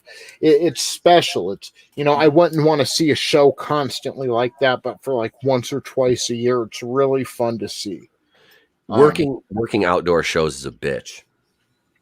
Oh my god, working out. I could imagine just the audio alone would be a pain in the ass. Yep. We used to do a show called Campus Clash at a community college, and we were blessed. The 2 years I wrestled there, we had 80 and sunny, and it was nice. But I've been in those outdoor shows in May, like we're doing Cinco de Mayo Mayhem down in Saginaw, and we marched in the Cinco de Mayo parade, and we were throwing out candy. And then we had the outdoor show in the parking lot of the venue. We usually ran inside. And fuck, dude, the beginning of May, outdoors in Michigan. No, fam. Fuck that. No. Mm-mm. No. Too cold? Too fucking cold. Fuck. And I was ring announcing. So it was like, it's hard to sound good. It's hot out here. When your teeth are chattering. Damn it. Yeah. Yeah, it's just like, Jesus Christ, dude. I just got shit faced. I'm like, fuck it, whatever. That was like the theme of my career. It's like, we got to do that. Yeah, fuck this. I'm just going to get drunk. It's funny how different the perspectives are, because you're like the beginning of May. I'm like, oh, yeah, too hot. Yeah, and I'm like, it's like 40 degrees, and we got fucking 2 inches of snow, Yeah. Yeah, one of the last years I lived in New York, it was like that. It was snowing in May. I'm like, what the fuck? Yep. Yeah, I spent one winter out in Colorado, and we got a lot of snow, obviously. But it's beautiful to see when it drops, but then that's it. Then having to deal with it for the next few months is a pain in the ass. So, yeah, it's snowing in May's out of line. Yeah, what's not out of line was the card on Nitro. Yes. Nitro from September 25th, 1995. Now, we're back to going head-to-head against each other, Raw and Nitro, both at the same time on Monday. And like I said, the ratings were flipped. Last week when Nitro went unopposed on the 18th, they got a 1.9. Then Raw on Thursday got a 2.7. Now it's the 25th, and they're head-to-head, and Nitro gets a 2.7, while Raw gets a 1.9. Your commentators, again, are Eric Bischoff, Bobby the Brain Heenan, Steve Mongo McMichael, and Pepe the Chihuahua. And in classic WCW booking, Alex Wright defeats Disco Inferno in Disco Inferno's debut match with the company. Why would you debut a wrestler and job him out in the same night? Like they did it to Scott Norton. They did it to Scott Norton the week before, and that man was already over in Japan. That's Macho Man, at least. Yeah, it's not Alex Wright, Das Wunderkind. Yeah, and the first match on the card too. To be fair, I laughed hard when that happened. Sorry. No, that's the thing. Disco could afford to lose that match in his debut because of the way his career was basically always going to go.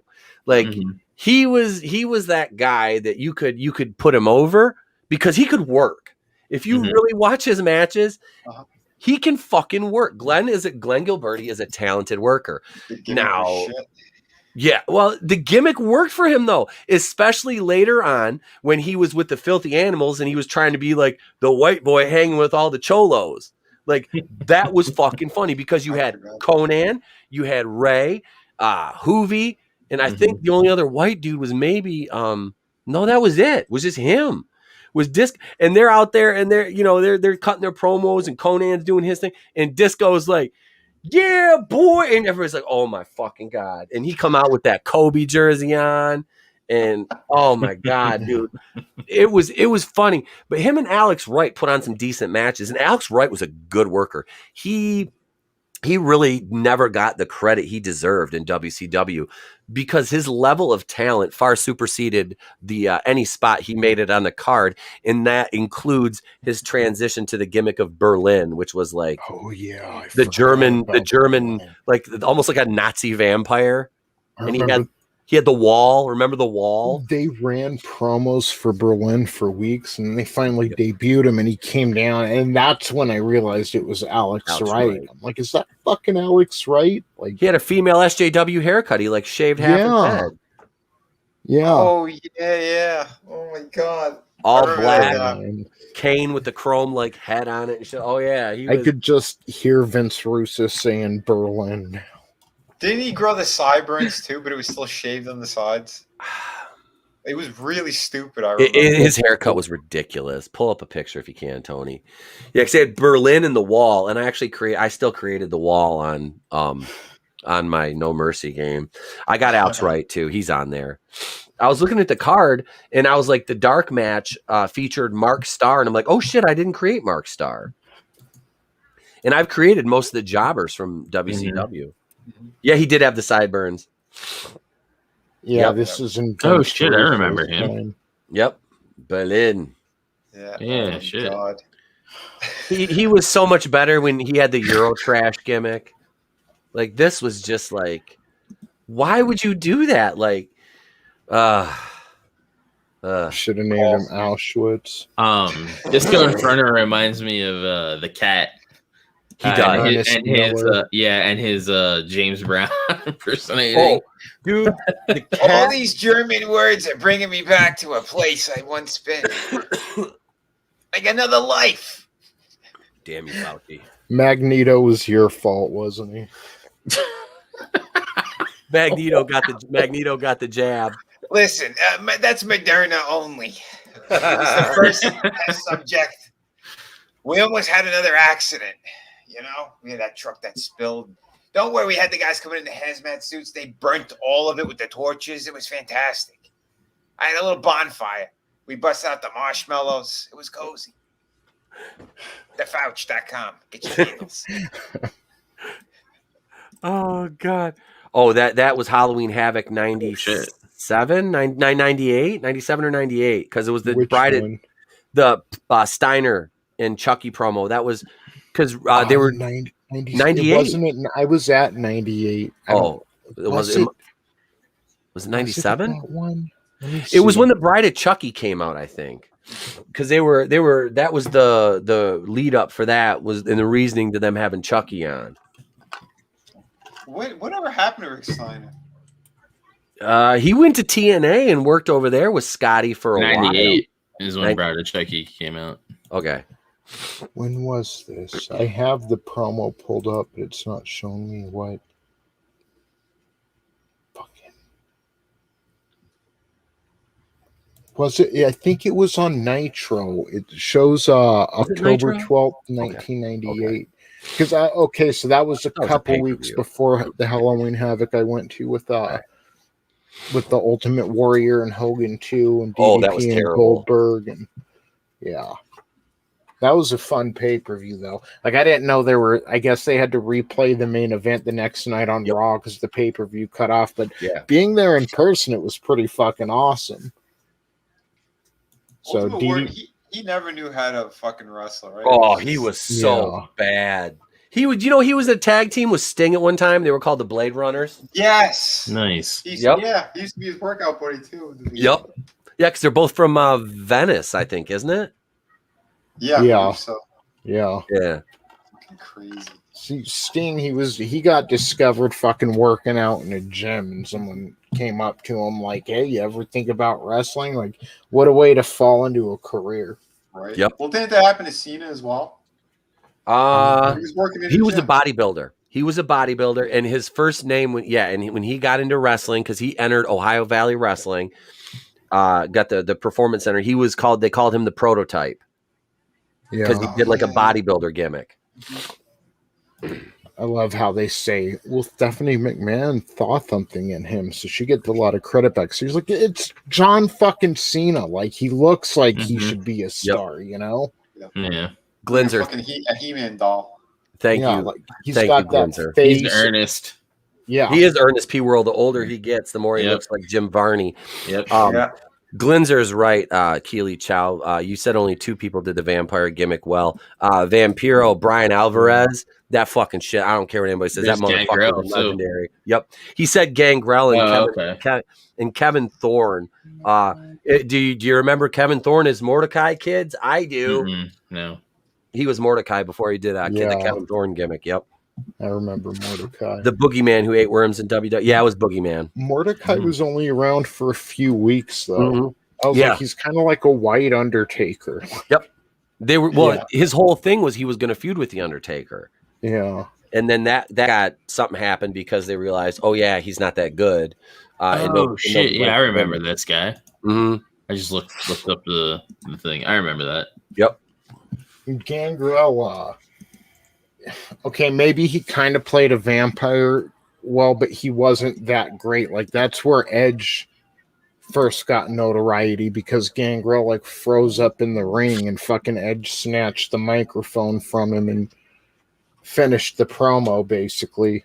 So like he was good like eye candy as far as if you want to see a vampire, sure Gangrel is portraying a vampire, but he wasn't very good as a WWF superstar. Tony, I sent on Twitter, I sent you an image. That's the one when you see it, you'll never unsee it. Well, Vampiro is always running around with the Misfits. Yep. And the Juggalos. Yep. Because he was in the day with him, the Great Muta, and ICP, and they were the Dark Carnival in WCW in the late, like towards the end. Yeah. Yeah. There it is. And Jerry O'Connell was the fat kid in Stand By Me too, man. Yeah. Yep. And now he's married to Rebecca Romaine. Yep. And John China's little brother. Mm-hmm. Sliders. I forgot about that. I forgot about that show. I used to watch it all the time. Yep. Never got into Sliders. Now I want White Castle. I'm talking about Sliders. Yeah, we just got them out here in Las Vegas like in the past few years. So you guys like diarrhea? Yep. I never had White Castle, so I had them once. Don't eat it unless you're drunk. Yeah, there's an ingredient that they put in there that I think they also put into jet engine fuel. Seriously. That's Pizza Hut and their pan pizzas. They use like the same chemical they use in yoga mats. Yeah, I don't eat Pizza Hut. Domino's all the way over Pizza Hut. Yeah, Domino's isn't bad. I usually get like Papa John's, or I used to anyway. Not Shout anymore. out to Papa John. I didn't realize how involved in the cause he was. He was going around to colleges and preaching liberty. He was on the board of a college and fucking firing woke teachers. So that was a hit. They went after him. Oh yeah. Of course Papa John? Yeah, they made him out to be a racist. Wow. They were like, he was like, so you can't say certain words. He was doing like he was preaching against racism, and just, and they're like, well, what word can't you say? What word? And they got him in. He's like, you can't say, and said the N-word. And it was for academic purposes. They taped that shit and it didn't even matter. They ousted him from the company because of that. And then the tape comes out full context and everything, and it don't matter. And that's fucked up. He started that shit in like his dad's bar, charging $5 a pie, and fucking built it into a chain that competed with Domino's and Pizza Hut. This is how these monsters operate. Yep. Yeah. Dirty Dude's shit. a patriot. Oh, that's why he had to be stopped, because he was a patriot. Yeah. Speaking of, let's see, wait if I can correlate that. Nope, I got no. Well, with patriotic, we have the American males on the undercard of this Nitro. We started with the Shark, aka Earthquake, defeating Mark Starr, who I now need to create on my game, and that's a dark match. And then you've got another dark match, which is the tag team titles on the line. The American males in a dark match defeated Harlem Heat. With Sister Sherry, they retain the belts on the undercard. The N-word promo's coming up soon. Yep, yes it is. I love that promo. It's so funny. But what it really shows is, honestly, it's fucking hilarious to watch. But if you're like I'm a student of it, if you look at it like this, watch it over again and watch everybody how they individually reacted. Booker says it. He immediately says, fuck in his head. You can see him. He's like, I fucked up. And he goes like this. Sherry Martel, one of the most brilliant women to ever step foot in a ring. And the woman was a goddess. She was amazing. Psychology and what she did ringside and when she was in the ring, she was incredible. She immediately starts to play the role with him. And you can see it. She's kind of, patting him and, doing a thing. And it's just like, and you can see her telling him it's okay, breathe, relax, play. You can see her, she's smiling, but she's talking like, it's okay. And then Stevie Ray cuts right in and starts, and Mean Gene goes right to Stevie. It was so professional and legendary. It was. And like I said, I'm not taking it. It's fucking hilarious. Like it's great. And I always say, Caroline Drive, we coming for you, but it's funny. It's legendary. It's something that's never going to be forgotten. And Booker T is involved in 2 live droppings of the N-bomb in WCW, and then later on with Vince McMahon. Yeah, when Vince that's McMahon probably actually why said it. Vince. He said it to Cena, and then it pans over to Booker T. It's because of that promo. Vince has rewound that Hulk Hogan promo 1,000 times and did that deep laugh. He does anytime something extremely stupid's happening on camera. I will put money on it that Vince McMahon has masturbated to that. The fact that he dropped the N-bomb in front of a black dude on national television and nobody fucking did anything to him. What the fuck was somebody going to do to him? He's, what are you going to do? He's Vince McMahon. You literally, like, if he did it now, it might, but then you couldn't you couldn't touch him. I'm not saying it's right. I'm not excusing it. But what I'm saying is, he walked right by Booker T and Charmel and did his owner walk. Yep, his fucking Vince McMahon walk, and he knew that they couldn't say shit to him. Yep, he just knew it, and that was the thing. And to take it back to that, when he said that to Hogan, everybody has a part to play, and they played it perfectly after he made that slip. And dude, this undercard is almost better than the main card here. Dark match: Johnny B. Bad beats Diamond Dallas Page by DQ. It was for the TV title, but so by DQ. Okay, DQ. I was gonna say, you see how the momentum's all over the place. He beats Brian Pillman, loses to fucking Paul Orndorff, and beats the U.S. champion or TV. Isn't it the U.S. title Page has? At this point, no TV title. Okay, so he fucking beats Page in a title match, DQ, but the momentum's all over the place. Yep. I don't know. Yeah, that's and like I said, you've got a fucking undercard that's almost better than your main event, your main card here. Yeah. Yeah, especially looking back. I guess Hogan was the draw back then, and Flair and stuff. I don't see how Hogan is a draw. I remember at the time, when they got him over there, I'm like, what is this shit? And then with that cheesy fucking paint on the side of his face there, I'm like, he's a clown. He's a fucking clown now. And then every time that he won or was doing something, if he had a match, he'd always do that stupid like I'm the victim shit in the ring. I hated that. Yeah. And then he'd do the Hulk up. Hogan's entire move set was like punch kick, but he did work. He worked leg drop, big boot, body slam. He did do some chain against Luger though. If you remember last week, he did a couple drop toe holds and or a drop toe hold, a float over arm bar. I was like, Hulk knew a little bit of chain. He just never used it, but he knew it, and he was still relatively agile there. Yeah. For me in 95, seeing Hogan he came over in 94, I think it was, or something like that, to WCW, it was weird because I always known, Hulk. He was in USWA and shit like that, or not USW, but AWA, like the face of WWF. Yep, the steroid thing though. It was the steroid thing with McMahon, and that sealed it. He had to go.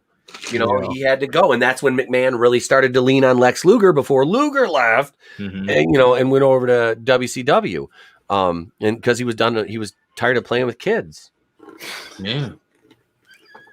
Let's play with the big boys. To Magnus Elizabeth and cut. How about no, Lex? How about no? Lex Luger, like he had, I guess, the look. I thought his face was always stupid. He But- have a stupid face. Yeah. I know what you're talking about. Yeah. He was built, but I mean, again, that's all he had. He's like an in shape version of King Mabel. Like Mhm. he just wasn't very exciting. What you see is what you get, and that's why, like, for as bad as Hogan was, at least he could build that rapport with the Yep. audience and that connection. Because Luger couldn't even do that. No. Nope. All he did was that stupid flex. That's all he Yep. was Yeah, my thing with Luger was Torture doing. he was always the you weren't sure if he was going to turn on you. Like, Yeah, all He was the a wild time. card. Yeah, that exactly. even happens later in this episode. I Mhm. highlighted it. So, moving on. So Disco gets jobbed out in his first match, and then Hogan's backstage in a neck brace, and like Mhm. Jimmy Hart's like working his neck out with the title. It's weird, but basically Hogan says that the Dungeon of Doom thinks he's dead, but he hasn't missed a workout day yet. He's back on track and coming after the Giant. And then Hogan puts the title on the line. He says he'll put the WCW World Heavyweight Championship up against the Giant if Giant accepts. See, this is where I'm wondering, because the Nitro before Fall Brawl, Luger joined the team on the condition that Hogan would give him another title shot since the Dungeon of Doom interfered in their last one. But I guess they're moving on to Hogan and the Giant. So he says if Giant accepts the match, then they're gonna have a title match here in a couple weeks. So they move out into the ring, and Mean Gene is there with Macho Man, recapping his exchange from last week with Luger. And then Luger makes his way down, challenges Macho to a match with Luger's title shot on the line. So then they do address it, I guess. So that's going to happen as the main event next week on Nitro, Macho Man versus Luger. And not only is the title shot on the line, but if Luger loses this match, then he'll leave WCW for good. So next we get Kurosawa, and here's the momentum thing again. Sergeant Craig Pittman has been on kind of a roll lately. And then they bring Kurosawa out, and he defeats him. He defeats Pittman clean with a pinfall. It's actually cool. It's a belly-to-back suplex, and then he bridges it. Defeats the Sergeant. And then we get Mean Gene back in the ring with Arn Anderson and Brian Pillman, where Pillman basically discusses what a pussy Ric Flair is to the audience's chagrin. And then Arn says his victory over Flair Fall Brawl was the way it was supposed to go. The better man won. And that he's not done teaching Flair a lesson yet. So we get Macho Man versus Kevin Sullivan. And Macho wins this one via DQ when the Dungeon of Doom interfere and beat the hell out of Savage. And then you mentioned Mark Starr, Etep. Yeah. Jobbers start running out from the back to try to help Savage. And as they get in the ring, the Giant's just cleaning house, choke slamming them. But at one point, Bischoff is like, it's Mark Starr, it's Mark Starr. And I'm like, who the hell is Mark Starr? So now I know he was in a dark match. He had a decent run like outside of like the mainstream on the indies and some smaller promotions. He was one of those journeyman guys. And it's funny because you see a lot of those guys and they're better than dudes that are on TV. They just don't have the look or the gimmick for it. And I'm not saying that was Mark Starr's case, but no, he was quite accomplished, an accomplished journeyman, and a lot of these guys, I used to love the Jobbers. I used to love, it was funny. It's like, okay. And being a former indie wrestler now, it's like, and I have actually, one of my guys that I used to work with, not a real close friend, but somebody I knew by name, and we worked shows together for about 4 years in Detroit and Saginaw.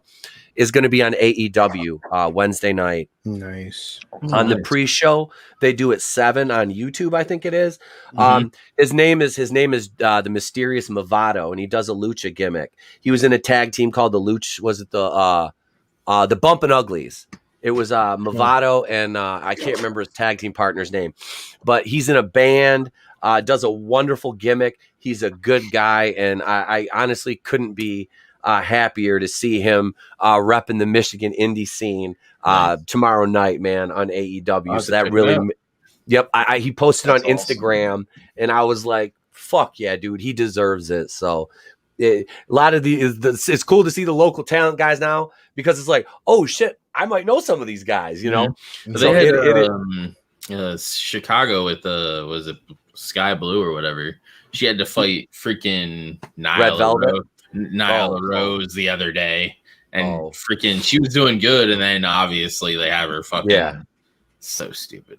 Sky Blue is fucking fine as fuck, like one of those damn she thick, like that's I like Red Velvet too, stirred up. I didn't. She was like, I watched her work Sky Blue, and I was like, she's. I found her kind of boring. Like I read that Red Velvet. I was like, you're like a less talented, or you're like maybe a little more talented in the ring, but more boring Sasha Banks to me. That's what I see. That's what I see. Because Sasha Banks is such a liability in the ring, but she's hot as fuck. This chick, Red, she's hot.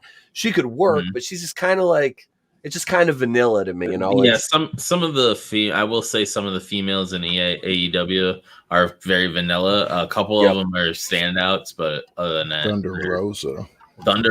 Oh yeah, I've seen her work. I like her. Oh yeah, Thunder Rosa's. Jade Cargill. I'm friends with the librarian, Leva Bates. Jay. Hold on, which librarian? Jade Cargill. She should. She should. I know where this is going. She should be Storm from X-Men. She should. I'd be all right with it. And she should be my next ex-wife, honestly. So I'm just throwing that out there, Jade. See, that's right there. Thunder Rosa. Hell yeah. Nice. Yeah. She can, like I said, she can work too, man. It's a little saucy there. Shit, click on that one. What are you doing, man? Oh, which one? That one right there. You're hovering over with like 4 different pictures on it. Hovering over.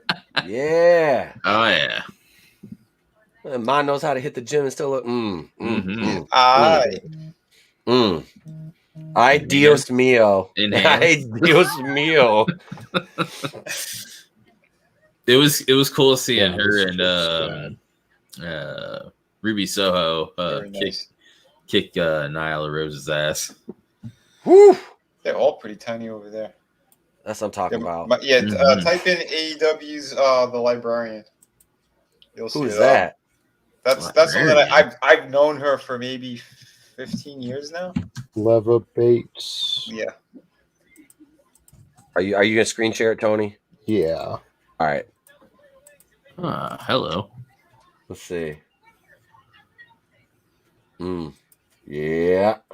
Yeah. She debuted over on WWF's what was it? That fucking one where they were looking for like new talent and shit. NXT. NXT. Yeah. She went as Blue Pants. She had I remember that. I remember seeing her on there. Yeah. Yeah, the crowd loved her. Oh yeah. She got a chant from the crowd. They were chanting Blue Pants at her. Yeah. Yeah, when she came off, that's what she said. She goes, Triple H. She went up to her and goes, I never thought I'd see this in a million years. They were chanting Blue Pants. That's weird. Because you did a good job. And then they brought her back for 2 other segments on WWF. Yep, she jobbed out. She jobbed for Dana Brooke. That's right. Before Dana did all that stupid shit to her face. They need to give this chick more play because she's like the perfect heel. She's got the perfect mannerisms. She can sell like crazy. The bunny. She would be. She's with the Butcher and the Blade. Yeah, she would be the perfect heel. And she can Penelope or whatever her name is. Meanwhile, WWF's trying to push Eva Marie again. It's like, what are you doing? Like, this bitch, she doesn't take it seriously. Mm-hmm. You know, it's like she can't work. Ugh. Yeah. Hang on, Eva Marie's the redhead, right? Yes. I can't even believe they're trying to push Baron Corbin. That's the thing that he's no. Oh no. That's when you know. That's when you know they're their last ditch efforts. Yep. What if we bring back? What if we bring back the Brooklyn Brawler? So, back to Nitro. Okay, so yeah, we have all the jobbers, Mark Star, everyone running out. Giant minimal effort is just stacking up a pile of corpses. So eventually Luger comes out, and this is what I mean. This is weird booking. So Randy Savage is laid out in the middle of the ring. They get the jobbers cleared out at this point. Luger runs down, and he's again has a match with Savage next week. So natural wrestling instinct tells me that he's gonna come in and have Savage's back, like that mutual respect, right? Mm-hmm. And Luger's playing a good guy right now. He's playing a baby face. So he gets into the ring, and then he stands over Savage's corpse. So I'm like, okay, they're going to make, they're going to play the, is he with the Dungeon of Doom? And then he's going to turn on him and start kicking their ass. But he doesn't. He just stares at Randy Savage. Real weird. And then Giant initiates contact and starts kicking Luger's ass. So Luger fights back a little bit, but it doesn't work. Giant fucking dominates him, fucking choke slams him, beats his ass. And then Ming's music hits.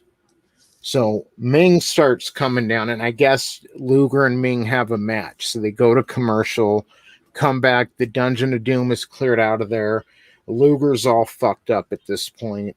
And they have a bit of a back and forth, but ultimately Ming kind of dominates and then pins Lex Luger. No.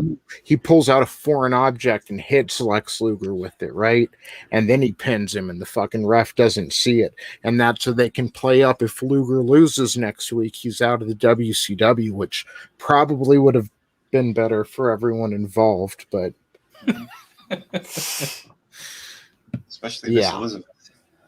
Yeah. She could have done so much better. Like, come on, Miss Elizabeth. I know. Yep. Unbelievable. Why not Mark Jindrak? Why do you got to get with Lex fucking Luger? Like, shit, Reno. Shit, I forgot about Jindrak. Jindrak and O'Hare were two of the most that whole stable, the Natural Born Thrillers, and I talk about them all the time. Jindrak, O'Hare, Palumbo, Stasiak, Mike Sanders, Reno, Johnny the Bull, and by extension Big Vito. Didn't one of them take their own life? Was that Stasiak or O'Hare? O'Hare's dead. Yeah. He died. I can't remember if I think it might have been suicide or OD, which prevalent for wrestlers. I mean, but yeah, those guys were like when they came into the WWF, they got shit on. Palumbo got a little bit of a push. Stasiak, it was like his second turn in the Fed because he was meat before, because he had Terry Runnels managing him. Yeah, because he was feuding with Chaz, which was Mosh from the Headbangers. He did that. The fucking Miss Cleaver and the Beaver cleavage, and he had that hot ass chick Mariana Kamlos that was his manager. She's dead, God rest her soul. Wow. Is she? Yeah, she died years ago. It's hard to go back and watch some of this because so many people are dead. Sucks. Mm-hmm. Yeah, that's crazy. Yeah, Miss Elizabeth, she could have done better than Lex Luger. Oh, damn, Draven. Suicide by hanging. Yeah. I saw that. Because I guess did they even use him in WWE when they did the invasion? O'Hare? Yeah. O'Hare? Did they? Okay. Because he had a couple tag matches with Jindrak. Okay. They're two of my those guys are two of my favorite. They're one of my favorite tag teams on No Mercy is those two. Nice. Yeah. So Raw this week again and got a 1.9 rating. So Nitro beat them handedly this week, and it's coming to you from Grand Rapids. And your commentators are Vince McMahon and Jerry the King Lawler. And they kind of go over the In Your House. Again, we were talking about this earlier. Diesel and HBK defeat Yokozuna and Owen Hart for the WWF Tag Team titles, but were stripped of the titles because, well, Owen Hart wasn't there for most of the match. They ended up making British Bulldog basically the interim tag champion for that match. And towards the end of the match, Yoko, British Bulldog, they're starting to get their asses handed to them by Diesel and HBK, and Owen Hart runs out. The ref just allows him to be part of the match for some reason and ends up on the receiving end of a jackknife power bomb. Diesel makes the cover, and him and HBK walk out of there with their respective titles and the tag titles. So yeah, Jim Cornette brought his lawyer in, and technically, since British Bulldog was the interim champion, Owen Hart wasn't the champion for that night, so he couldn't lose the title. So Gorilla Monsoon reverses the decision. He makes Yoko and Owen Hart the champs again, but said that Diesel and HBK will get a rematch soon, and Yoko and Owen must defend the titles tonight. So it's a, keep it simple. I guess that's kind of an okay swerve, but it doesn't make sense. Like, why wouldn't the ref have called for the bell? Yeah. I will say one thing I like with the Raw, and I think even Nitro does it too, is they do like recaps of the pay-per-views. Like they'll actually do like clips of what happened in the pay-per-view, and I feel like they don't do that, and I don't even think they do that anymore. I know, which is annoying because like not everybody, or at least back in the day, it wasn't as accessible for everybody to get those. Sports feel. They'd always show stills. I hated that. Just don't show stills. Show me some fucking footage. You own the footage, you cheap son of a bitch. I think they want to, like, at least back in the day, the pay-per-view would be available for a couple days. Yep. So the next night on Raw, they'd always be like, if you didn't watch it, you still have time to go see it. So they didn't want to give away. Yeah, which is stupid. Give me your money. Yeah, pretty much. It gives the show again more of a sports feel. It makes it feel like a bigger deal when they recap it and kind of show what's going on. So and you're not like lost, like what the hell's going on.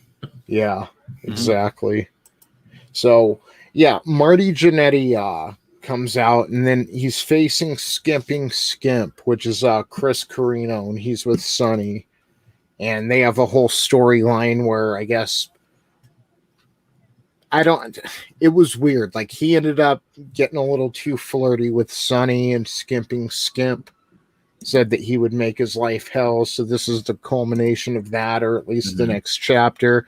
And Marty Jannetty defeats him handedly. And then, so we get the tag match, the tag title match, Owen Hart and Yokozuna. They were told earlier that they would have to defend the titles tonight, and they lose the titles to the Smoking Guns when the Smoking Guns hit their finisher. I don't know what it's called. I'm going to call it the Brokeback, because they're two cowboys wrestling in jeans, and it's Billy and Bart Gunn, but it just looks awkward. But they hit their finisher on Owen, make the pinfall, and then Diesel and HBK come out to celebrate with the champs, which is kind of weird. They were all over this show, but kind of didn't have anything to do. Yeah. Like, and we'll talk about it more at the end, because the end is just, so now Doc Hendricks is on the ramp in the entranceway with Gorilla Monsoon, and Gorilla Monsoon comes out to announce that at the next In Your House pay-per-view, British Bulldog will get his first shot at the WWF Championship ever. 1 second. Someone else Sorry. is wrestling over there, wrestling on your leg. Brie Larson came over. My bad. Oh, damn. So yeah, British Wrong bitch. Bulldogs. Yeah.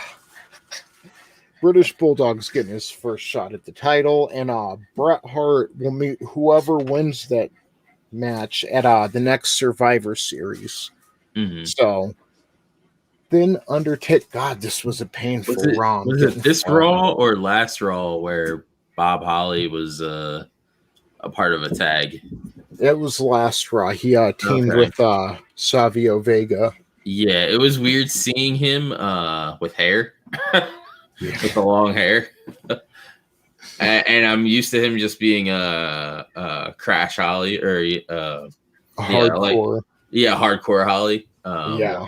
And not Bob Holly. So him and JBL were both in a weird place back then, like on the lower mid card, and it was kind of like they'd come out and it'd always be a bit of a like downer in the show. Yeah. Yeah. So if I remember, did he start feuding with Al Snow? I think at one point. Possibly.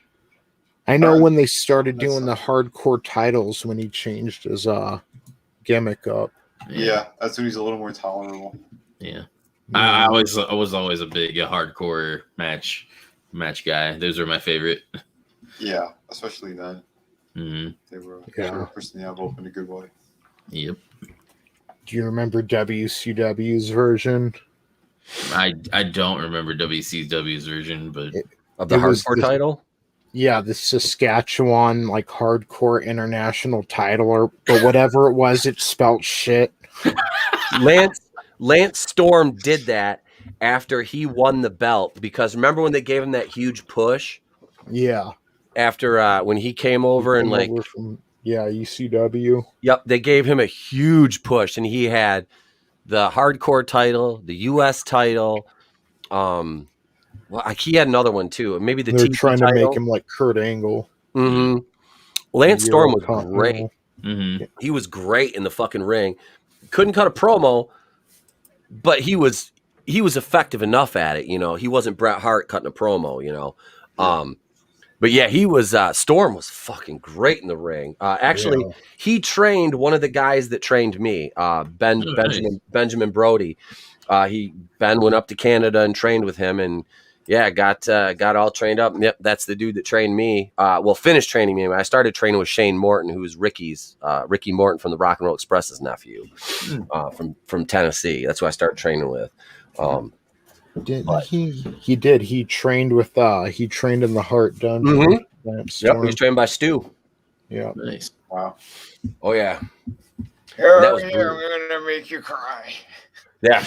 Yep. Nobody left that place intact, man. You left something there. Oh yeah. Did you talk about the tag championship match? We just went over that. Oh, the guys in jeans, the smoking guns. Yes. At least it worked for their gimmick. Like I said, the week before, they wrestled the Brooklyn Brawler and some fucking fat jobber. Yeah. And the Brooklyn Brawler is obviously wearing his torn up Yankee shirt and jeans. Both the Smoking Guns are wearing jeans. And then the jobber is the only guy that's got actual ring gear. I'm like, oh my God. I used to wear jeans, so. You can wear jeans in a gimmick if it works. But to have three guys in the ring. But they were black jeans. They weren't like blue jeans or anything. I wrestled in dress pants when I first started because I was like just the goon, and they'd be like, oh, and he's gonna, Pete Daddy Dollar's gonna wrestle tonight. And they're like, oh, what the fuck, and I'm just there, basically street clothes because but I had wrestling boots. Yeah. I never worked in shoes. Let's see. Nope, not even the very first match I ever wrestled. I wore my tag partner's boots because I was just working a singles match, and he was like, "Here, wear mine. That way, they're actually using a good match." I'm like, "This is my first match. I'm gonna suck." Like, literally, all I had to do was go out, get beat up, and I hit a what was the only offense I hit was I hit a stunner, and then I nutted the guy in the corner. He dropped. Fucking fell up. He went to get up, and I was laid out because he was going to hit me with an elbow drop, and I schoolboyed him in quick roll up, 1, 2, 3, rolled over, and they start beating the fuck out of me again. So it was fun. But did you talk about the main? Did you talk about the main? We're not there yet. Okay. All right. I think to Glenzer's comment, I think I remember that, man, when Elizabeth handcuffed herself to the ropes. Fucking it when it got bad in WCW, it got fucking bad. Mm-hmm. It was awful. Yep. I think like what should have been like the pinnacle of WCW, but it started going downhill at this point was Starrcade 97 because people were so hyped for Sting versus Hogan. Yeah. Yeah, they just botched that match. Yeah. And like it didn't make sense. Hogan just soundly defeats Sting, and then Bret Hart comes out. I don't like how that went. Restart the match. Like it made Sting look weak as fuck. Yep. After all that build up. Well, they're retarded. Brett even said it a bunch of times. He goes, they knew nothing of what they were doing. Yep. It made no sense. He walked in there. He goes, who the fuck is running this? What is going on? Yeah. You got great talent, and you're wasting them. You have no storyline whatsoever. Because, I mean, you could call him boring on the mic, but fucking Brett knew his shit. Oh, and yeah. Yeah. Oh, my God. It was amazing. He was still one of my top ones. Oh, absolutely, dude. The excellence of execution, man.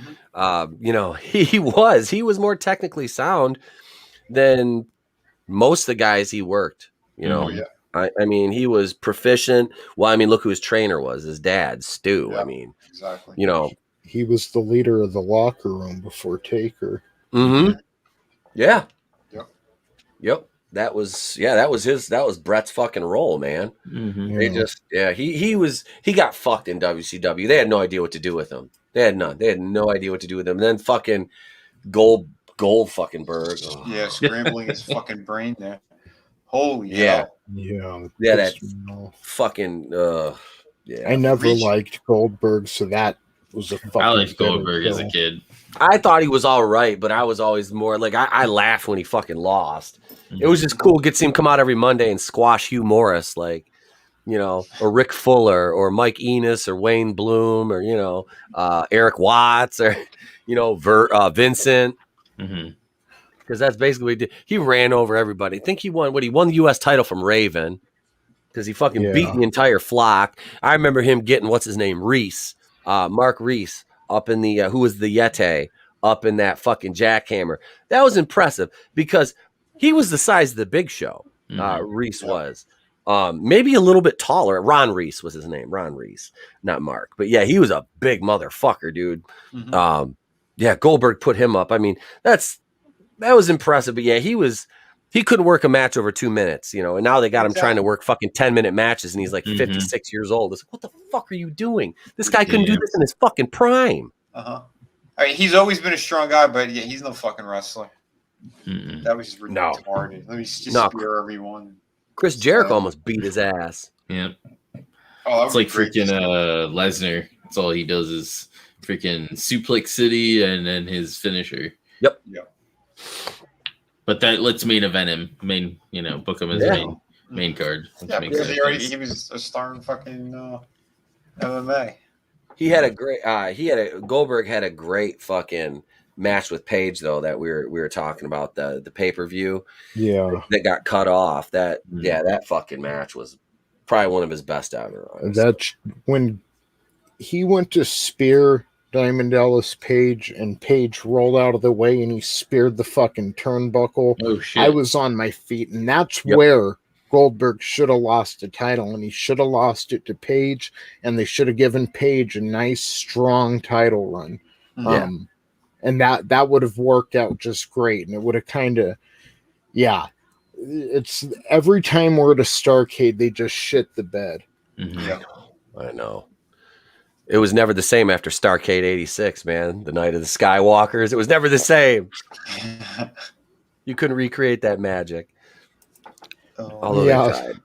So where we left off, Etep, so we had just finished the tag title match, and then Doc Hendricks spoke with Gorilla Monsoon and Gorilla Monsoon announced some of the matches for the next card: Bulldog versus Diesel. Then Bret Hart meets whoever wins that match at the Survivor Series. And then the Undertaker's bell tolls, and he comes out with Paul Bearer. And he defeats the British Bulldog when Mabel interferes and slams the Undertaker. So he wins by DQ, and Bulldog just kind of kicks back and watches as Mabel continues to just splash and assault the Undertaker. And this is what I mean. So here come Michaels and Diesel again, and they make the save. Owen, Hart, Yokozuna, and the smoking guns, just everyone's running out to the ring. The baby faces are inside of the ring. The heels are out there, and they're all standing off against each other. And we go to a commercial, and then they come back, and the heels are just gone, and all the baby faces are giving each other's props in the ring or whatever. And we go to the commentators who hype up next week's Raw.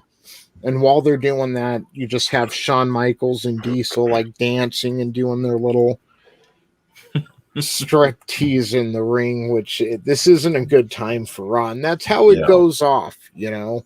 They did that the week before. I could not fucking stand that shit. My cousin was like obsessed with him, and I'm like, why? What do you fucking... never mind. Shawn Michaels has got Forrest Whitaker eye now. He did not age well. No. He's all bald and cockeyed, and yep, like I said, Forrest Whitaker eye. He like looks like the person he was on the inside all these years. That's called karma. Yeah. She a bitch. It hit him like a truck. Right in that lazy eye. Right in the fucking Forrest Whitaker eye. That's terrible. Jin, is it you? He lost his smile in the use of his eye. Yeah, he was such a dick back then. Oh yeah. And yeah. I was never a Michaels. Honestly, I was never a Michaels fan. I wasn't. One thing I don't like about Hogan is he's not willing to put other people over properly. And Michaels, he was the same way for a long time. And he's one reason it was kind of stale. Yeah. Yeah, his politicking backstage and his whining and all that. The eye break kid. Dude, I've read Bret Hart's book, and when he gave that full description of what happened with that fucking punch to McMahon in the locker room and all that, dude, he really painted Michaels to be nothing but a pussy crying in the corner in the shower. Like he straight up, man. Everyone was like, "What a pussy." I read Michael's autobiography, and because my mom bought it for me years ago, and which is funny because I'm like, I'm not even a Shawn, but whatever. He's just so bitch made. Like Michael's just this bitch made. Like I respect the hustle, I respect the work that he put in, but God, he was a fucking like. It's like you get there, you think you would want to just like not be a whiny bitch, and it's like, yet here you are, Shawn. Here you fucking are. You know, yeah. It was after I didn't even like him when they were the Rockers. You know, and now Marty Jannetty wants to bang his daughter. I don't know. Marty Jannetty's a weird fuck too, but yeah. Didn't he murder a guy too? I don't know. He told a story or something. Somebody tried to do something to him.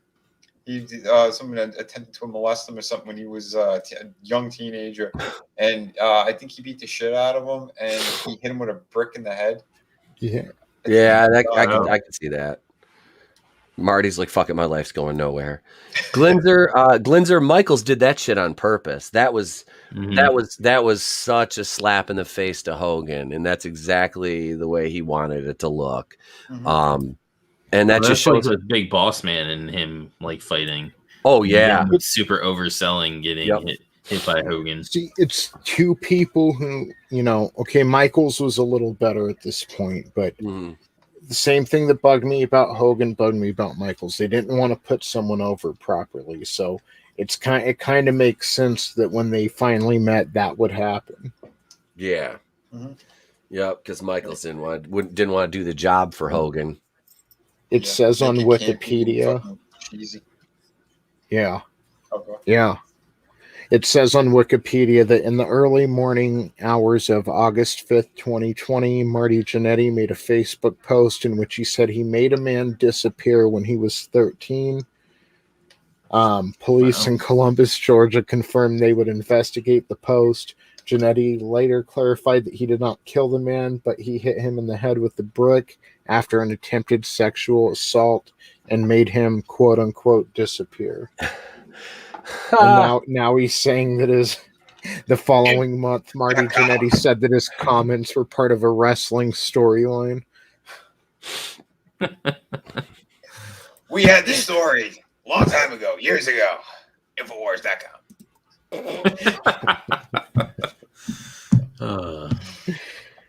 Yeah, so he's probably on drugs again. Good Marty for you, smoking Marty. crack. Yeah, always a good time. Always a good time in the WWE. Anything can happen.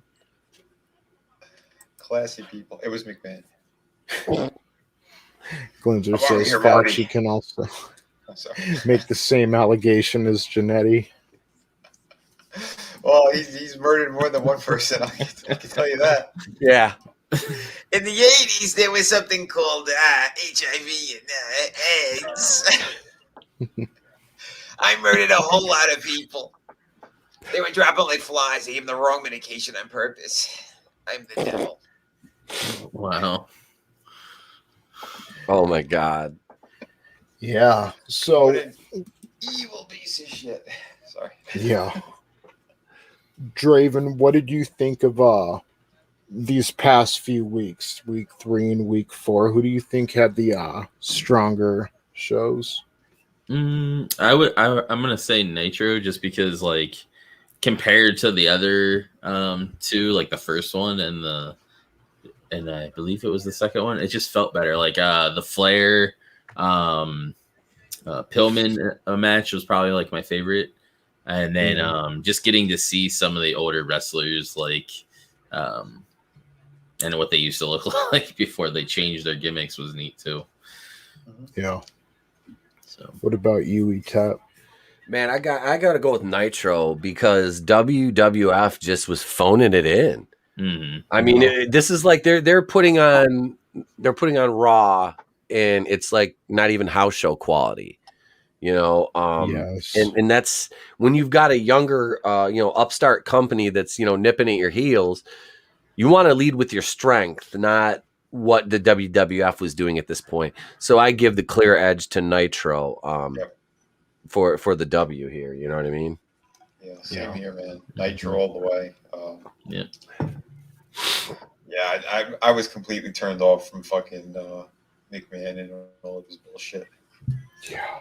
I think the only thing that I liked about the Raw was seeing old school Undertaker. Yeah. Yeah. The purple. Yeah, he had the purple gimmick.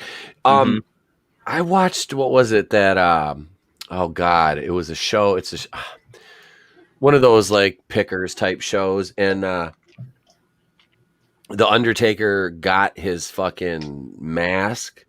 Original. Yes. Did you see, what I'm talking about, Tony? Yeah, it's this WWE show. They're putting together their museum. So they're looking for old memorabilia and stuff. Oh wow. Yep, he got his the purple gimmick, that stuff, the mask and everything, and he donated it to him. Yeah, I was like, that's fucking cool. Oh, nice. Yeah. Yeah. Was that the one that was on after the A&E biographies? Yes. Yeah. Yep. I only caught one or two of those. Yeah. Same. Barber the beefcake with his hedge clippers. Mm-hmm. For those, like I saw that one. Nice. Brutus the Barber beefcake. Oh God, the disciple. Yeah. Remember that he was the disciple. He was the Zodiac in the Dungeon of Doom, and then they rebranded him. He grew a beard and he looked like Sons of Anarchy. The disciple. Yeah. Oh shit. He was the Diamond Cutter, but the move was called the Apocalypse. Yeah. Mm-hmm. Yeah, so it's hard to believe, and I kind of said this earlier, but for everything Shawn Michaels put everyone else through, it's hard to believe it's for what we're watching.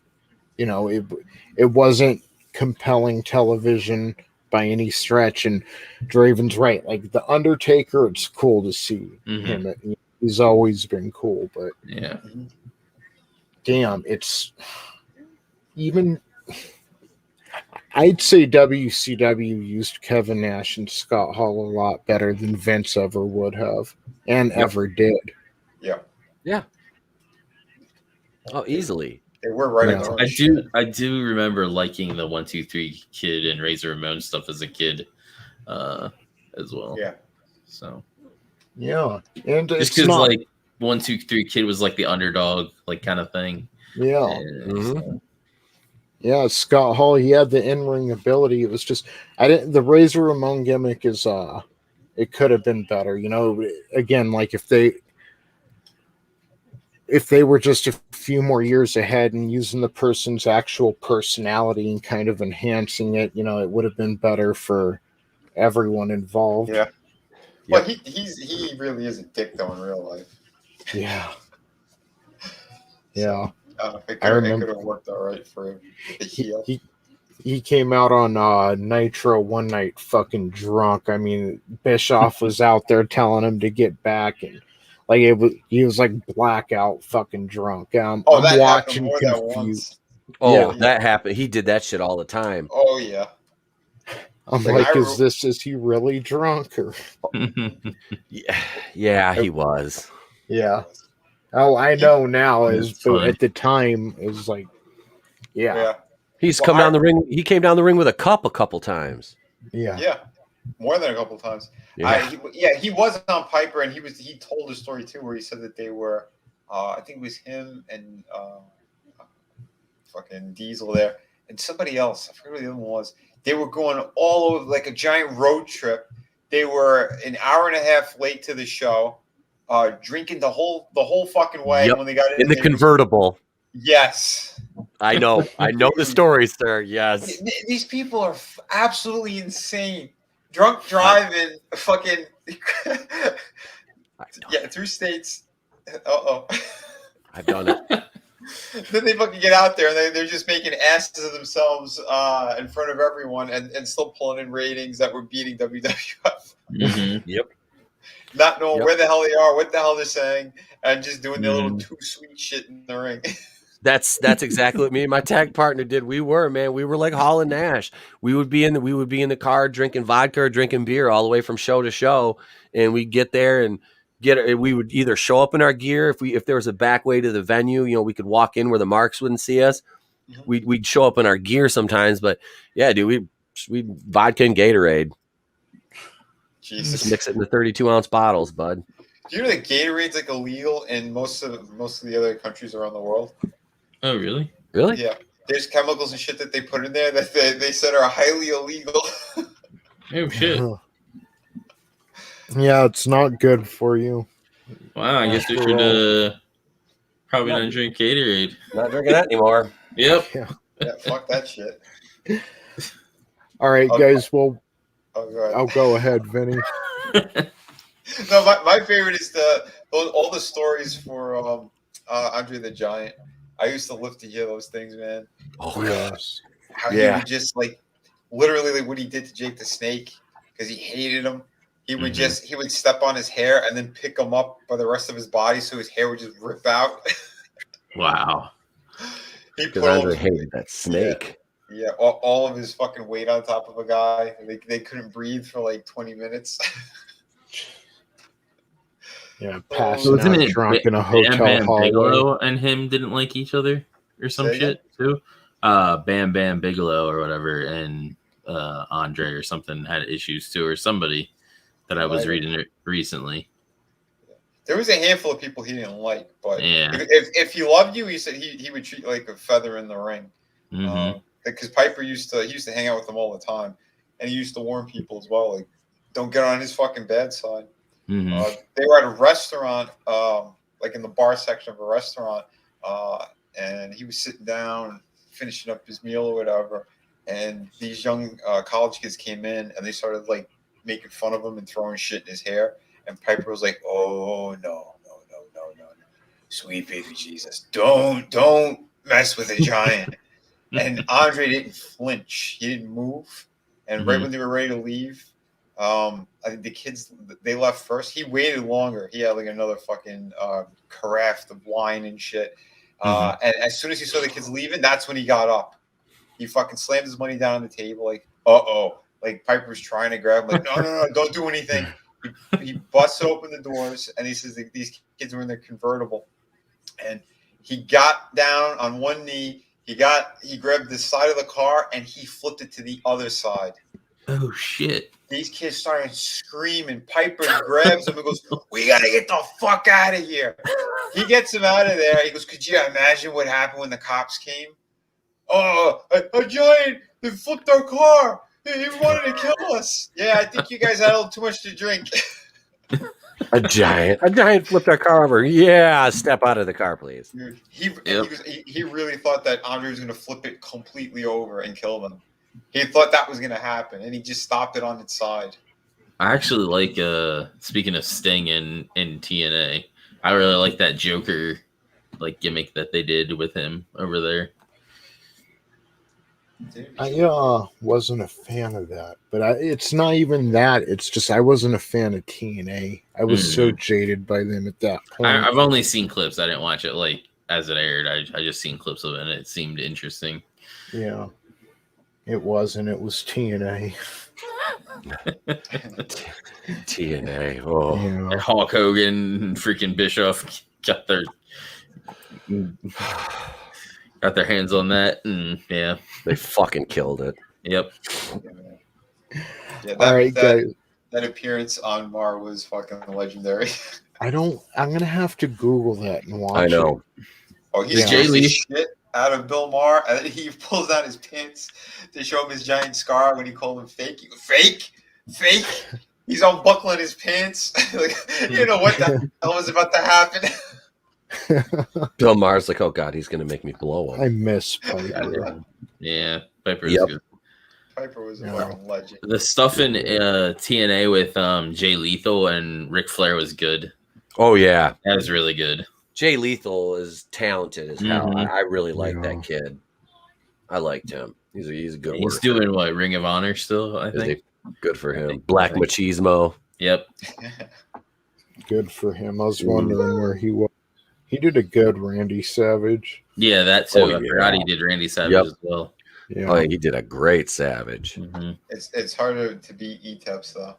That's fucking spot I'm on. not even gonna do it right now. No. Yeah, you're sick right now. Don't do it. The whole time I was off camera, I was out there coughing. My wife's like, "Do you need another coof test?" I'm like, "I haven't fucking been anywhere." No, I took one Friday and I was negative. I was like, "I need this shit to clear out of my fucking lungs." New protocol is the rectum swab. You guys know it. Bend over. Oh God, help me, Rhonda. We got to check. Turn your head to the side. Cough. The Fouch is going deep. God damn it, the Fouch is going in raw. We gotta reach the membrane in the skull. Now get the extra long Q-tips. Cuomo, give me a hand. I think I'm still in hiding right now. Fuck Fauci. Fuck Cuomo. Infowars.com. Oh, that's great, Vinny. And with that, everyone, All my personalities. we are going to wrap it up because I need to go eat dinner. I've got lemon pepper chicken sitting in the crock pot. That sounds good. I'm coming over. Yes, please do. I made a bunch of it too, so I could eat it all week. What you got going on, Phantom Collective Vampire? I finished playing Shadowbringers, but I'll still be playing that until Endwalker. And then I also want to do an unboxing of Bonds because I got that in the mail the other day.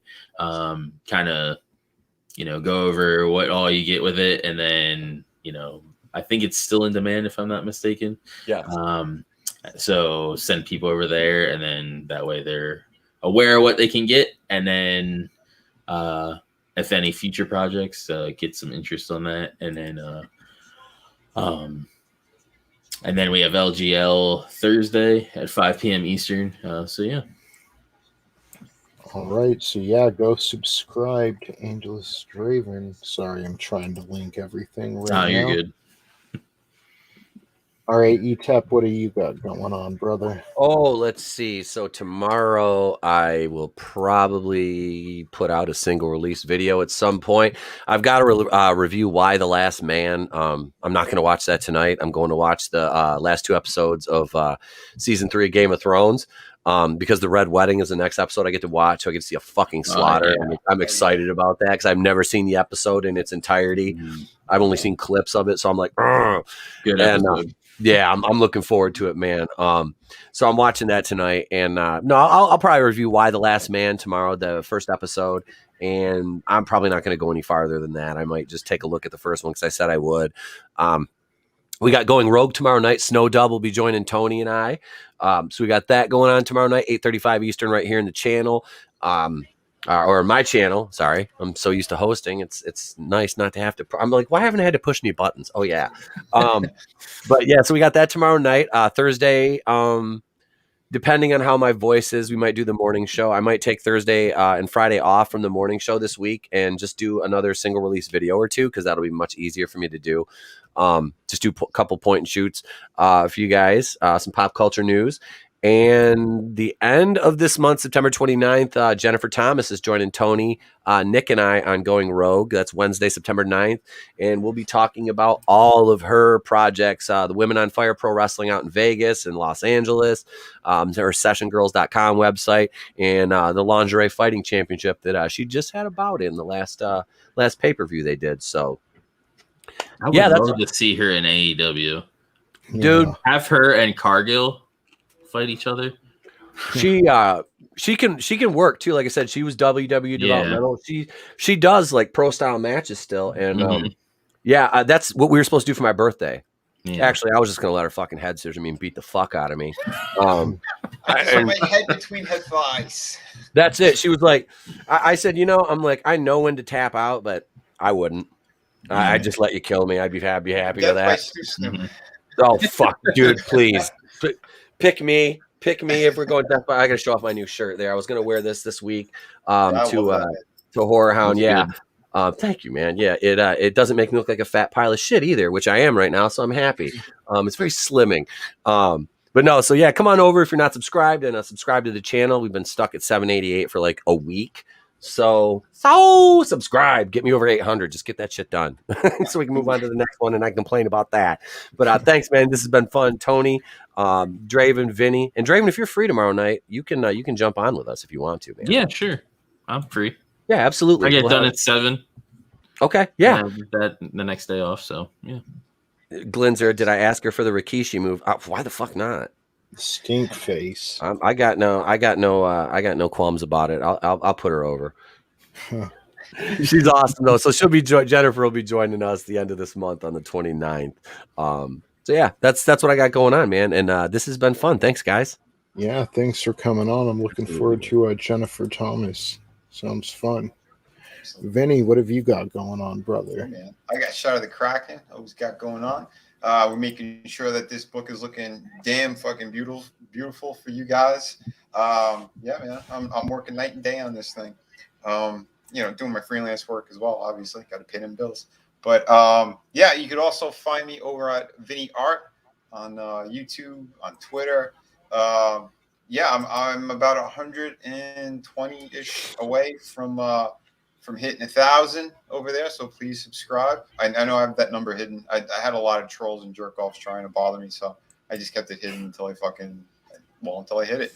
Yeah, I got those watch hours I still need, so if you guys want to watch some of my videos and streams and all that great stuff, I stream on Fridays and Sundays. This Friday, I'm going to have somebody who I haven't had on yet. I did an interview for him, which will be dropping soon. So I'm going to make sure that he's going to be available at a certain time. But I'll drop all that stuff on Twitter. My guests for the Friday show, for the Sunday show, all that. Tomorrow night, I think I'm going to be over at on Rini Draws.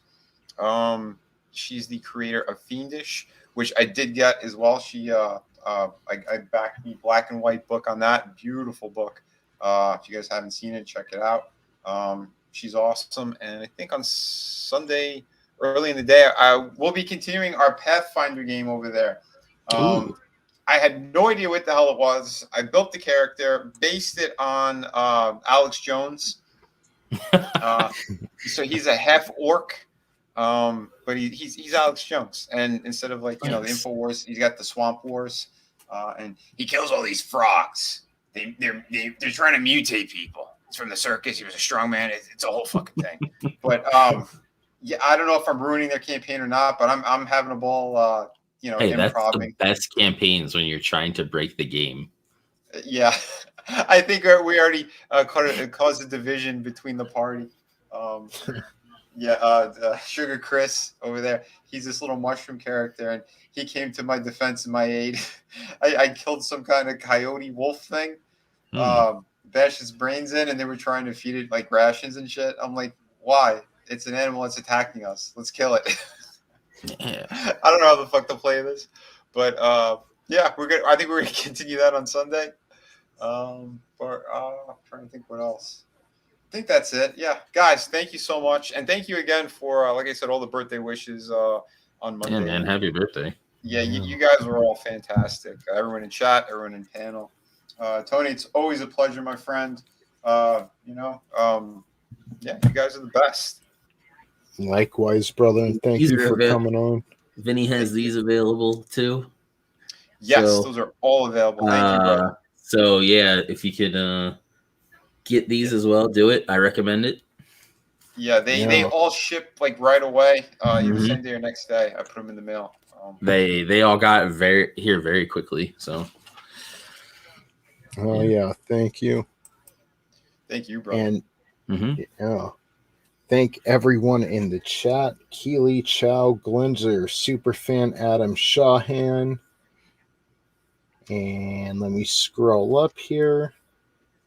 I know Mad Mardigan stopped by. Fanzine stopped by. And so many others. Johnny Cage, thank you. So many others were in tonight. Greg Levitri. Even Tequila Garzon. I ain't mad at you, bro. Just, next time you're here, put on your big boy pants. We'll be dropping F-bombs. That's great. If you act like a wet pussy, you're going to get slapped like a wet pussy. Exactly. Don't piss off the fucking angry Jew on the panel. Yeah, so I may come out with like a single release video sometime this week. I just did one on Howard Stern a couple days ago. And yeah, I'll be on Going Rogue tomorrow over at Etep Wokuian's Place to Be Reviews. The links for everyone's channel is in the description, and follow me on Twitter over at TToneDeaf. And yeah, thank you guys for keeping the chat alive. Thank you for here. Can you send me the link for all the books, Vinny? Oh yeah. Yeah, I mean, everybody being here in the chat, everyone on the panel, I mean, thank you. It means everything. And it's always a blast talking wrestling. Anytime. I put in the private the City of Venus link. I still need to read City of Venus. I got like a stack of shit that I need to read. Same. The sequel is coming. But Through the Woods is freaking really good. Thank you, brother. I really appreciate that. Yeah. So yeah, I put both of the links for those books in the private, and for the Shadow of the Kraken. Also, if you guys are on that campaign, the links are on the bottom of that one as well. So yeah, we got some stuff. Yeah, copy, paste. There's all 3 now. Bam. But yeah, hell yeah, man. And I can't wait to get working on the sequel to City of Venus. Yeah, that was going to be 50. All my books from here on out are going to be 50 pages. Okay. And you said it's like a shared universe too. I know. I remember you. Yeah, there's like connecting elements that's going to be between all my books. So they might be Easter eggs, it might be direct connections to certain characters or items in the stories. But like, you don't have to get them all to see it, but because they're still their own contained kind of genres and stuff. But yeah, I just wanted to make things feel more lived in. You know, it's like history in the real world here. Like you know, there was the Egyptian times, the Greek stuff, all that. But you know, I just wanted to have something that feels a little bit better. I hate people who just want to just crap out these shitty ideas and not have anything really of substance. With the world that I'm sorry, go ahead. No, it's a reward to the reader, you know, like you don't have to read them all to understand the story. You have self-contained stories, but if you do, there's just that little extra for you. Absolutely, man. Yeah. And who knows? I think a little bit later on, I might get a little. Well, you'll see more. I don't want to give any spoilers either. Nice. Oh yeah, so to it. Yeah. Go get Shadow. Sorry, bro. It's okay. No, I was going to say there's a specific story I'm going to work on at some point that really is going to it's going to be big. I'll leave it there. Awesome. Huge. Hell yeah. It's going to be tremendous. Huge. Huge. Huge. It's going to be like something we've never seen before, ever. Huge. Yeah, it's another specific genre, but there's something that happens in it. It's sort of my sword and sorcery type story that I've been wanting to tell for a long time. Nice. Hell yeah. We'll get there. We'll get there. Yeah. Awesome. I look forward to it. Thanks, man. All right, everyone. Thank you. We'll be back next week, 8 p.m. Eastern Time, 5 p.m. Pacific. And yeah, if you're not, go subscribe to all these guys. And we love you. Have a good night.